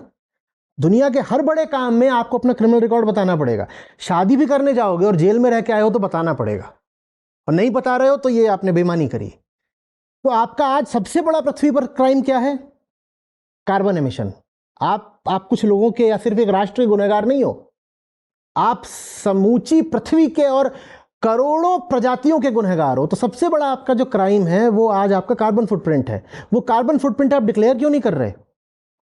आप जैसे ही डिक्लेयर करोगे आपकी छाती पे लिख के आ जाएगा टेलीविजन की स्क्रीन पर, वो बंदा आया, आप उसका इंटरव्यू ले रहे हो और सामने ये भी लिखा हुआ है कि इतना इसका जो है, इतने मेगा टन का इसका कार्बन फुटप्रिंट है। फिर देखते हैं कौन आपको अपना आदर्श मानेगा। ये सब बातें छुपी हुई हैं। ये कहने में तो ठीक है, लेकिन समाज का जो मानस है वो तैयार जिस तरीके से किया गया। आपने कहा कि अष्टावक्र को आज की संतति, आज की पीढ़ी नहीं जानती है, वो ध्रुव को नहीं जानती होगी, वो नचिकेता को नहीं जानती होगी, लेकिन जो आज की तारीख में उसके स्टार हैं, आइकॉन हैं, उनको जानती है। और उनकी जीवन शैली जो है उस जिस तरीके से जी रहे हैं और उनकी मानसिकता जैसी है, वो उसके प्रोटोटाइप्स होते चले जा रहे हैं। अब ऐसा लगता है कि बहुत दूर कोई रोशनी है, घंटा बज रहा है, बहुत ही जायकेदार खाने के लिए आपको बुलाया जा रहा है, भीड़ जो है वो लगातार भागी चली जा रही है, और आप कह रहे हैं कि नहीं नहीं वहाँ मत जाओ, वहाँ तो आग है, जाने के बाद तो भट्टी है, सबके सब नीचे चले जाओगे, झटके मत जाओगे, लेकिन सुनने को कोई तैयार नहीं है। तो यह जो एक अजीब सी भगदड़ चल रही है, उस भगदड़ में नहीं, वहां जो जल रहे हैं ना, उसका मीडिया सीधे सीधे लाइव ट्रांसमिशन क्यों नहीं करती? वो जल रहे हैं 10 किलोमीटर बाद, सब भीड़ 10 किलोमीटर भागी जा रही है, वो रास्ते में ही जायंट स्क्रीन्स लगा करके वहां जो जलने का कार्यक्रम हो रहा है वो दिखा दो ना। सूचना सूचना, जो मेरा गुनहगार है वो मेरे सामने मेरा अवतार बनकर, मेरा पैगंबर बनकर, मेरा मसीहा बनकर खड़ा हो जाता है और मुझे उपदेश देता है। क्यों? क्योंकि मेरे पास सूचना नहीं है कि ये कितना बड़ा गुनहगार है। उसका क्राइम रिकॉर्ड कार्बन फुटप्रिंट की शक्ल में मेरे सामने डिस्क्लोज नहीं किया जा रहा, बताया नहीं जा रहा है। फिर हम देखते हैं कि कितने क्रिकेटर्स को जनता पूजती है, बस ये बता दिया जाए कि ये आदमी इतना कार्बन डालता है और ये तुम्हारी बच्चे की मौत का जिम्मेदार है, जिसको तुम अपना नायक मानते हो, ये जो क्रिकेटर है। और ये खुद तो बाहर से भारत छोड़ करके बाहर जाके कहीं बस जाएगा और तुमको यहाँ छोड़ेगा तिल तिल करके, घुट घुट करके, जल जल करके, पागल होकर के मरने के लिए। और ये तुम्हारा रोल मॉडल है, तुम्हारा क्रिकेटर। आप सही कह रहे हैं कि क्रिकेटर जो है लाजमी है कि उसके बच्चे बाहर पढ़ेंगे, और वो भी बाहर रहने की स्थिति में है, वो अपनी ज़िंदगी जैसे चाहे जी सकता है, पैसा उसके पास उतना ज़्यादा है। हमारा राजनेता है, वो अपने बच्चों को मॉडर्न स्कूल में पढ़ाता है, बाहर भी पढ़ाता है, लेकिन सरकारी स्कूलों की पैरवी करता है। सरकारी अस्पतालों के बारे में वो मन से बात करता है कि हम आपके लिए ऐसा कर देंगे, आपके लिए वैसा कर देंगे। उसकी ज़िंदगी बिल्कुल अलहदा है। वो जो जी रहा है उससे जिन लोगों के बीच में जी रहा है उनकी ज़िंदगी से कोई लेना देना नहीं है। हमारे जो नायक हैं उनके साथ भी ऐसा ही है। वो जो जी रहे हैं और जिन लोगों के बीच में जी रहे हैं, उन्होंने बिल्कुल दो फाड़ किया हुआ है। मैंने सूचना नहीं दे रखी है। हाँ, माने आप बंद कमरों में जो कर रहे हो और फिर आप सार्वजनिक रूप से जनता के सामने मंच पर आकर जो कर रहे हो, ये दोनों अलग अलग हैं। और यही कह रहा हूं कि अगर मैंने चेहरे से नकाब उतारा, हाँ, तो स्थितियां अनुकूल तो हो सकती बिल्कुल हैं, हो जाएंगी, लेकिन इतना कहने के बाद भी नहीं होगी। समाज को उन लोगों ने अपने मुताबिक तैयार कर रखा हुआ है। कम से कम देखिए, जो जागरूक लोग हैं ना, उन पर फर्क पड़ेगा। और एक जगा हुआ आदमी 25 सोए हुओं पर भारी पड़ता है। जितने लोग जगे हुए हैं वो अगर आबादी के 5% भी हो जाए तो सारा हालात, सारी सूरत बदल जाएगी, सब बदल जाएगा। अभी हालत ये है कि जगे हुओं की संख्या 0.1% ना हो, जिन्हें सचमुच पता हो कि हम इस वक्त एंथ्रोपोसीन से गुजर रहे हैं, ये छठा मास एक्सटिंक्शन है। सभ्यता खत्म हो जाएगी। सभ्यता छोटी बात है, लाइफ खत्म हो जाएगी। लाइफ, सिविलाइजेशन ही नहीं, जिसको कहते हैं ना लाइफ, लाइफ ही सब खत्म। और फिर मिलियंस लग सकते हैं, दसों लाखों साल लग सकते हैं कि फिर धीरे धीरे करके जीवन पुनः विकसित होगा, एक इवोल्यूशन की प्रक्रिया से गुजरेगा और फिर इंसान जैसा कोई जीव इस पृथ्वी पर चलता हुआ दिखाई देगा। आचार्य जी कह रहे हैं कि जब सब खत्म हो जाएगा, जैसे अमीबा आया, फिर हाइड्रा आया, फिर धीरे धीरे जन्म वो इंसान तक पहुंचा है। और कोई जरूरी नहीं कि वही प्रक्रिया दोहराई जाए, कुछ और हो जाएगा। इस बार कुछ और भी हो सकता है, कुछ और भी हो सकता है, कुछ और हो जाएगा। आपको क्या लगता है ये मार्स पर भागने की इतनी योजना क्यों बना रहे हैं? क्योंकि मैं जो बात बोलता हूँ ना, ये आम जनता नहीं समझती, पर ये जितने गुनहगार हैं क्लाइमेट के, ये मेरी बात सबसे ज़्यादा समझते हैं। इसीलिए मार्स पर, दूसरे ग्रह पर भाग जाना चाहते हैं कि इनको पता है कि अब इन्होंने पृथ्वी पर टाइम बॉम्ब लगा दिया है, इसीलिए भागने को तैयार है। और हमको और आपको और जीवों की, पशुओं की, सब प्रजातियों को और पृथ्वी के सारे साधारण लोगों को और गरीब लोगों को यहीं सड़ सड़ के मरने के लिए छोड़ के ही भाग जाएंगे। आचार्य जी जो कह रहे हैं, कभी कभी लगता है कि आप रोमांचित हो रहे हैं, कभी कभी लगता है कि आपको गुस्सा आ रहा है, कभी कभी लगता है कि दुनिया कहाँ आ गई है, और डर भी भर जाता है आपके भीतर।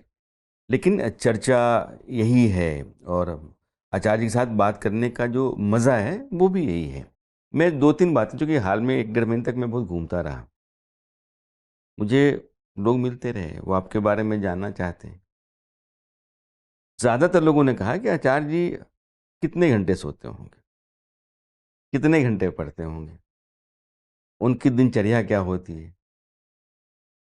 होने का तो ये है कि जब कोई आके जगा देगा तो उठ जाते हैं, मतलब अपने हाथ में है नहीं, अपने हाथ में है नहीं। एक कविता सुनेंगे? हाँ बिल्कुल। अब सोने पे पूछ दिया आपने तो वो अभी अभी 2-3 दिन पहले कम्युनिटी पर किसी ने डाली थी, मन शांत सबके सोने पर मेरा एकांत। सर्च करो, ये मेरी ही कविता है, जो एक रविवार को जब सिर्फ 2 घंटे सोने के बाद मुझे जगा दिया कि अब लोग आ रहे हैं, सत्र शुरू होगा आधे घंटे में, उठ जाइए। तो मैं उठा और इस सत्र में जाने से पहले मैंने एक कविता लिख दी, 2015 या 16 की है। मैं लिखकर भूल गया था, हालांकि एक किताब में वो छपी हुई है। फिर अभी 2 दिन पहले मैंने गीता कम्युनिटी पर उसको देखा तो याद आ गई। मिल रही है? शुरू इससे ही है, मन शांत सबके सोने पर मेरा एकांत। तो सोने का कितना समय मिलता है? तो मैं सो रहा था तो जगा दिया गया, ये लिखा था, मन शांत सबके सोने पर मेरा एकांत। क्योंकि जब सब सो जाते हैं तो सबके बाद ही मेरा सोने का होता है। एक बार फिर वही आदिम नींद पलकों पर आए, एक बार फिर वही इच्छा मन पर छाए कि सोऊं ऐसे कि फिर जागूं न जगाए। फिर किसी ने आगे जगा दिया, पर मेरा नीरव चैन जागृति की भेंट चढ़ जाना है। तुमने सदा सूरज और सुबह को सत्य माना है। तुम नींद खत्म होने का जश्न मनाओगे, जब मेरा सन्नाटा गहरा और गहरा रहा होगा, ठीक तब तुम मुझे आ जगाओगे। क्या बात है। और मैं क्यों जग जाऊंगा? पीड़ा भी है, दर्शन भी है, हाँ। जग क्यों जाऊंगा? मैं पूछूंगा किस लिए मन, क्या बचा है चेतना के जगत में जो पाना शेष है? या तुम्हें भी यही लगता है कि रात्रि से दिन विशेष है? क्यों निर्मल मौन भंग करते हो? क्यों सत्य को शब्द से दूषित करते हो? आज सोते रहो निद्रा सर्वथा चिरंतन, मिटे दृश्य जगत मिटे, मिटे समस्त स्पंदन। पर पर पर किसी मुस्कुराते मूर्ख की भांति जग में जाऊंगा, क्योंकि अभी एक प्रश्न रह गया है बाकी, कि तुम्हारे आने पर नींद से न जगने का विकल्प मेरे पास है भी या नहीं। अरे बाप रे। तुम्हारे आने पर मेरे पास नींद से जगने का विकल्प है है भी भी या नहीं। या नहीं? क्या बात। प्रश्न बाकी नहीं रह गया है, इसका उत्तर यही है। अच्छा जी, लेकिन चूंकि आप समाज को, दुनिया को, समय जिस तरीके से भागता चलता है उसको समझने की कोशिश करते हैं, क्योंकि उसके बीच से ही आप प्रश्न उठाते हैं और उनका उत्तर ढूंढते हैं। जैसे वेब सीरीज हैं, ये भी समाज का प्रतिबिंब है, खूब बन रही हैं, कुछ तो अच्छी भी हैं। बहुत सारी चीज़ें तो अब डिजिटल प्लेटफॉर्म पे भी हैं। तो आप इन सब से गुजरते हैं? नहीं, समय नहीं मिलता, पर हाँ कुछ ऐसा आता है जो कि समाज को प्रभावित कर रहा होता है, जिससे सामाजिक चेतना में लहरें उठने लग जाती हैं। तो उसको मैं देखता हूँ, ये जानने के लिए कि ये चीज़ किस तरह से लोगों को प्रभावित कर रही है, माजरा क्या है, दुनिया चेतना जा किस दिशा में रहे, उनको देख लेता हूँ। तो मैंने वेब सीरीज़ में रॉकेट बॉयज़ देखी थी। उसके बाद अभी ये पार्टीशन पर कौन सी आई थी अभी-अभी, जिसमें क्रिप्स मिशन, कैबिनेट मिशन से लेकर के आज़ादी तक का था पूरा। जो मैंने नहीं देखी। वो देखी थी। फिल्म भी वही देखता हूँ जो कि हिट हो, ये बात नहीं है, पर जो चेतना पर किसी तरह का असर छोड़ रही होती है वो ज़रूर देखता हूँ, चाहे वो अच्छा असर हो बुरा असर हो, पर अगर वो व्यापक चेतना कोई प्रभावित करने वाली फिल्म है तो उसको मैं देखता हूँ, जानने के लिए कि मेरे भारत को और दुनिया को किधर ले जाया जा रहा है।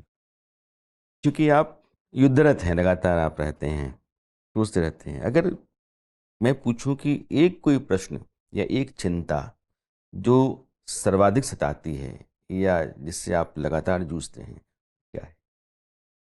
जो मासूम है, जिसने कुछ करा नहीं है ना, उसके ऊपर जब अन्याय देखता हूँ तो कुछ टूटता है भीतर।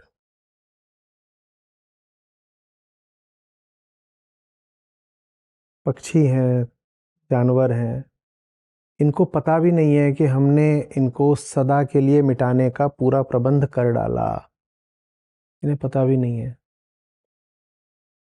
और वो बिल्कुल मासूम है, उन्होंने कुछ नहीं करा है, एकदम निर्दोष है, और हमने उनको बिल्कुल ऐसी व्यवस्था कर दी है कि अब वो कभी वापस नहीं आएंगे। फिर मनुष्यों में आते हैं तो इसी तरीके से जो साधारण आदमी है, एक ठेला लगा रहा है, गांव में है, मजदूर है, सड़क पर काम करने वाला,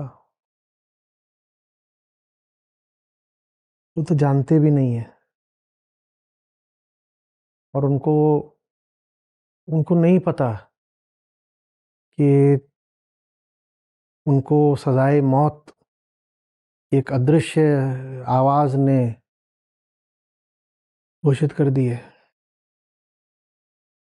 वो तो अपनी रोजमर्रा की समस्या में ही मगन है, खपा हुआ है, मशगूल है। मैं जान रहा हूँ लेकिन कि जिस बच्चे को तू गोद में उठा के जा रहा है, मुझे पता है कि तेरा क्या होना है, इस बच्चे का क्या होना है। मुझे ये भी पता है कि तू गुनहगार नहीं है। अम, आपने बहुत संजीदे मोड़ पे ला करके बातचीत को रखा है। मैं सोच रहा था कि बातचीत को मैं इस बार के लिए ख़त्म कर दूंगा, लेकिन जितने आप सब लोग सुनते हैं आचार्य जी को, ये सिर्फ संवेदना का मामला नहीं है और सिर्फ सोच का नहीं है, प्रकृति का है कि हम किस तरह के लोग हैं। कोई आदमी जो परिवार के साथ चला जा रहा है गठरी लेकर के, 2 जून की रोटी के लिए वो लगातार जूझ रहा है अपने परिवार के लिए। आचार्य जी कह रहे हैं कि उसके हालात तो छोड़ दो, कल उसके बच्चे पर जो विपदा आएगी उसके लिए वो गुनहगार है ही नहीं, लेकिन झेल वही रहा है, और झेलेगा सबसे पहले वही। ये पशु पक्षी, जंगल, नदी, पहाड़ जो हम बात कर रहे हैं, जो लगातार ख़त्म होते चले जा रहे हैं, चेतना और चिंता के इस स्तर पर कोई व्यक्ति जब आपसे बात कर रहा होता है तो आप अंदर तक हिलते तो हैं। आचार्य जी है, मैं आपकी बात से सहमत भी हूँ, लेकिन थोड़ा सा मैं चाहता हूँ कि ख़त्म ऐसे ना करूँ। तो कोई भी ऐसा प्रसंग हो या कोई कविता आपकी हो, कोई गीत आपका हो जो उम्मीद देता हो, जिससे हम आगे बढ़ पाएं। उम्मीद उम्मीद तो पता नहीं, लेकिन हर आदमी को भरसक यथाशक्ति यथासंभव जो है वो करना होगा, भले ही आखिरी उम्मीद भी टूट चुकी हो। देखिए, 1.5 डिग्री पर मैंने जिन फीडबैक साइकिल्स की बात करी थी, जो irreversible self sustaining feedback loops होते हैं, वो एक्टिवेट हो चुके हैं। ये लगभग ऐसी सी बात है कि मिसाइल दागी जा चुकी है, बस अब वो अपना रास्ता टारगेट तय हिट करके करना है। अपना समय लगा करके आके अब गिरेगी ही गिरेगी और विध्वंस होगा ही होगा। वो फीडबैक लूप सक्रिय हो चुके हैं। तो मैं उम्मीद को अपना ईंधन नहीं बनाता। जो करुणा के नाते मेरा कर्तव्य है, मैं उसको अपना ईंधन बनाता हूँ। उम्मीद माने क्या कि सब कुछ अच्छा हो जाएगा, और अच्छे की हमारी परिभाषा क्या है कि हम फिर से वही भोगवादी विकास में फिर से रत हो जाएंगे? नहीं। मैं संघर्ष को अपना आदर्श मानता हूँ कि उम्मीद नहीं भी हो तो भी जो चीज़ सही है उसके लिए संघर्ष करते रहो, और आज हमें वही करना होगा। कविता सुनाता हूँ संघर्ष पर। तो संघर्ष, नाउम्मीदी से भरे हुए संघर्ष को समर्पित ये कविता है। शीर्षक, जब गीत ना अर्पित कर पाओ। जब गीत ना अर्पित कर पाओ, पाते स्वयं को विचित्र युद्ध में, रक्षा करते सुप्त जनों की। टूटते न नींद न संग्राम, पाते स्वयं को विचित्र युद्ध में, रक्षा करते सुप्त जनों की। टूटते न नींद न संग्राम, मोहलत नहीं चार पलों की। इधर भटकते उधर जूझते, गिरते पड़ते आगे बढ़ते, जब गीत न अर्पित कर पाओ तो ग्लानि न लेना ओ मन, तुम्हारी व्यथित सांसों का शोर ही संगीत है। क्या बात, क्या बात। हरिताभ वन कभी मरु सघन, प्यास बढ़ी बुझी काया की। कभी समझे कभी उलझे, काट न मिली जग माया की। इधर निपटते उधर सिमटते, सोते जगते मानते जानते, जब गीत न अर्पित कर पाओ तो ग्लानि न लेना ओ मन, तुम्हारी स्तब्ध आंखों का मौन ही संगीत है।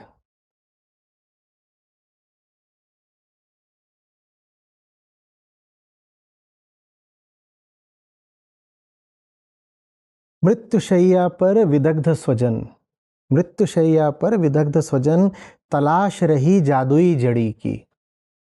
खोजा यहाँ मांगा वहाँ, आस लगाई दैवीय घड़ी की। देखो प्रिय के प्राण उखड़ते, बदहवास यत्न निष्फल पड़ते, जब गीत न अर्पित कर पाओ तो ग्लानि न लेना ओ मन, तुम्हारे विवश आंसुओं का प्रवाह ही संगीत है। ओह, अभी आखिरी वाला है ये। थोड़ा ऐसा है जैसे मैंने अपने लिए भविष्यवाणी करी हो। हम्म। जैसी स्थितियां जा रही हैं तो आगे अब ये आखिरी बात लगता है सार्थक होकर रहेगी। न्यायालय के भरपूर नियम, न्यायालय के भरपूर नियम, तुम पर झड़ी इल्जामों की। हम्म। प्रमाण साक्ष्य और तर्क नहीं, प्रमाण साक्ष्य और तर्क नहीं, तुम कहते कृष्णो रामों की। न्यायालय के भरपूर नियम, तुम पर झड़ी इल्जामों की। प्रमाण साक्ष्य और तर्क नहीं, तुम कहते कृष्णो रामों की। अपराधी और दोषी कहलाते, कैद में जाते धक्का खाते, जब गीत न अर्पित कर पाओ तो ग्लानि न लेना ओ मन, तुम्हारी विकल बेड़ियों का राग ही संगीत है। सारी मजबूरियों और सारी तकलीफों का एक राग है। और आचार्य जी के साथ ये जो दूसरा हिस्सा है उसकी ये पहली कड़ी है बातचीत की। एक बात जो बार बार आचार्य जी से बात करने के दौरान मुझे महसूस होती रही है कि जब आप अपने साथ ईमानदारी नहीं बरतते हैं, अपने चेहरे पर कई चेहरे लगाकर चलते हैं, तो फिर दरअसल आप ही यह पूरी जो त्रासदी है उसके सबसे बड़े वाहक और कारक हैं। वो एक शेर है किसी का कि एक चेहरे से उतरती हैं नकाबें कितनी, लोग कितने एक शख्स में मिल जाते हैं। वक्त बदलेगा इस बार तो मैं पूछूंगा उससे, तुम बदलते हो तो क्यों लोग बदल जाते हैं।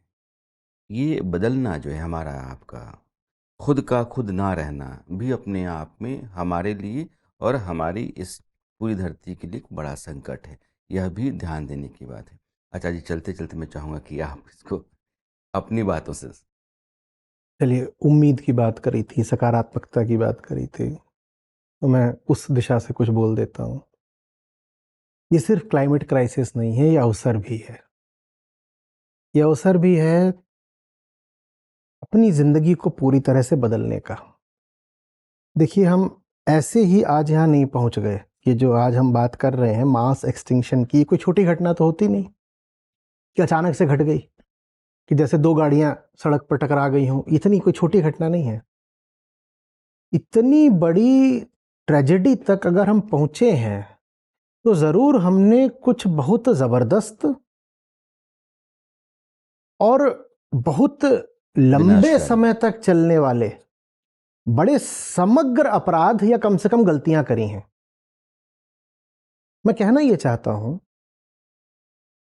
कि दुनिया भर में जो दर्शन रहा है, जो संस्कृति रही है, जो सभ्यता रही है, जो धर्म रहा है, जो सामाजिक और पारिवारिक व्यवस्थाएं और मान्यताएं रही हैं, जैसी अर्थव्यवस्था रही है, मनुष्य की स्वयं के प्रति जैसी दृष्टि रही है, मनुष्य की पृथ्वी के प्रति जैसी दृष्टि रही है, इस पूरे इतिहास ने मिल करके अंततः आज जो हमारे सामने प्रलय कयामत खड़ी हुई है उसको जन्म दिया है।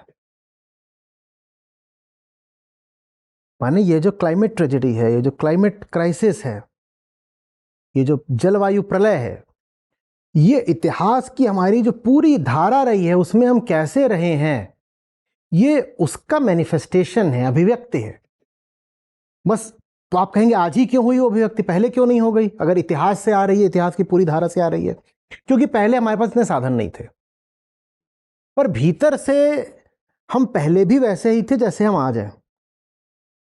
कि हमारा सोचने के तरीके, हमारी मान्यताएं, हमारा धर्म, हमारा दर्शन, हमारी संस्कृति, हमारी ये मान्यता कि जो जितना खाएगा पिएगा वो उतना भला आदमी है। किसी को आशीर्वाद देना है तो बोलो उसको कि दूधो नहाओ पूतो फलो, या कि यही सब तो रहता है।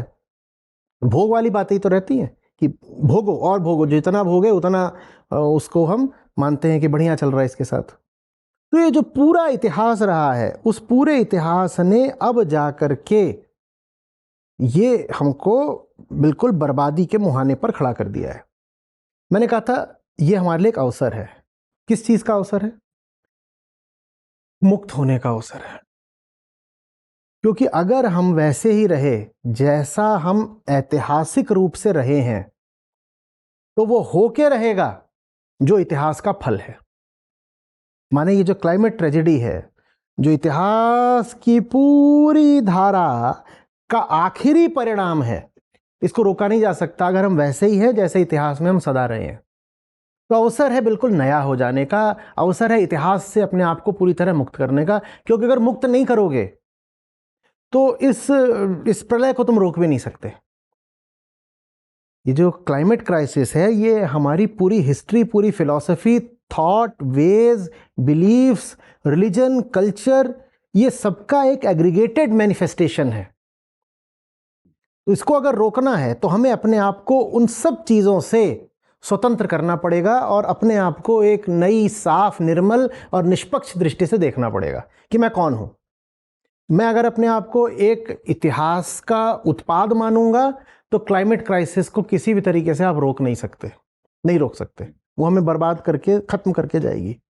लेकिन अगर मैं अपने आप को बिल्कुल एक ताज़े तरीके से देखना शुरू करूं, मैं पूछूं क्या मुझे खुशी के उन्हीं पैमानों का पालन करने की ज़रूरत है जो मुझे समाज ने दिए हैं, परिवार ने दिए हैं, या पुरखों ने दिए हैं, या इतिहास ने दिए हैं? क्या ज़रूरी है कि मैं उन सब चीज़ों को सच मानूं? क्योंकि उन्होंने जो दिया है उसी ने तो आज ही हमें बर्बादी दे दी है। इतिहास ने और परंपरा ने हमें जो दिया है उसी ने तो आज हमें ये बर्बादी दे दी है ना। इस बर्बादी से निपटना है तो हमें इतिहास और परंपरा को तटस्थ होकर, निष्पक्ष होकर के देखना पड़ेगा और अपने आप को बिल्कुल नए तरीके से परिभाषित करना पड़ेगा।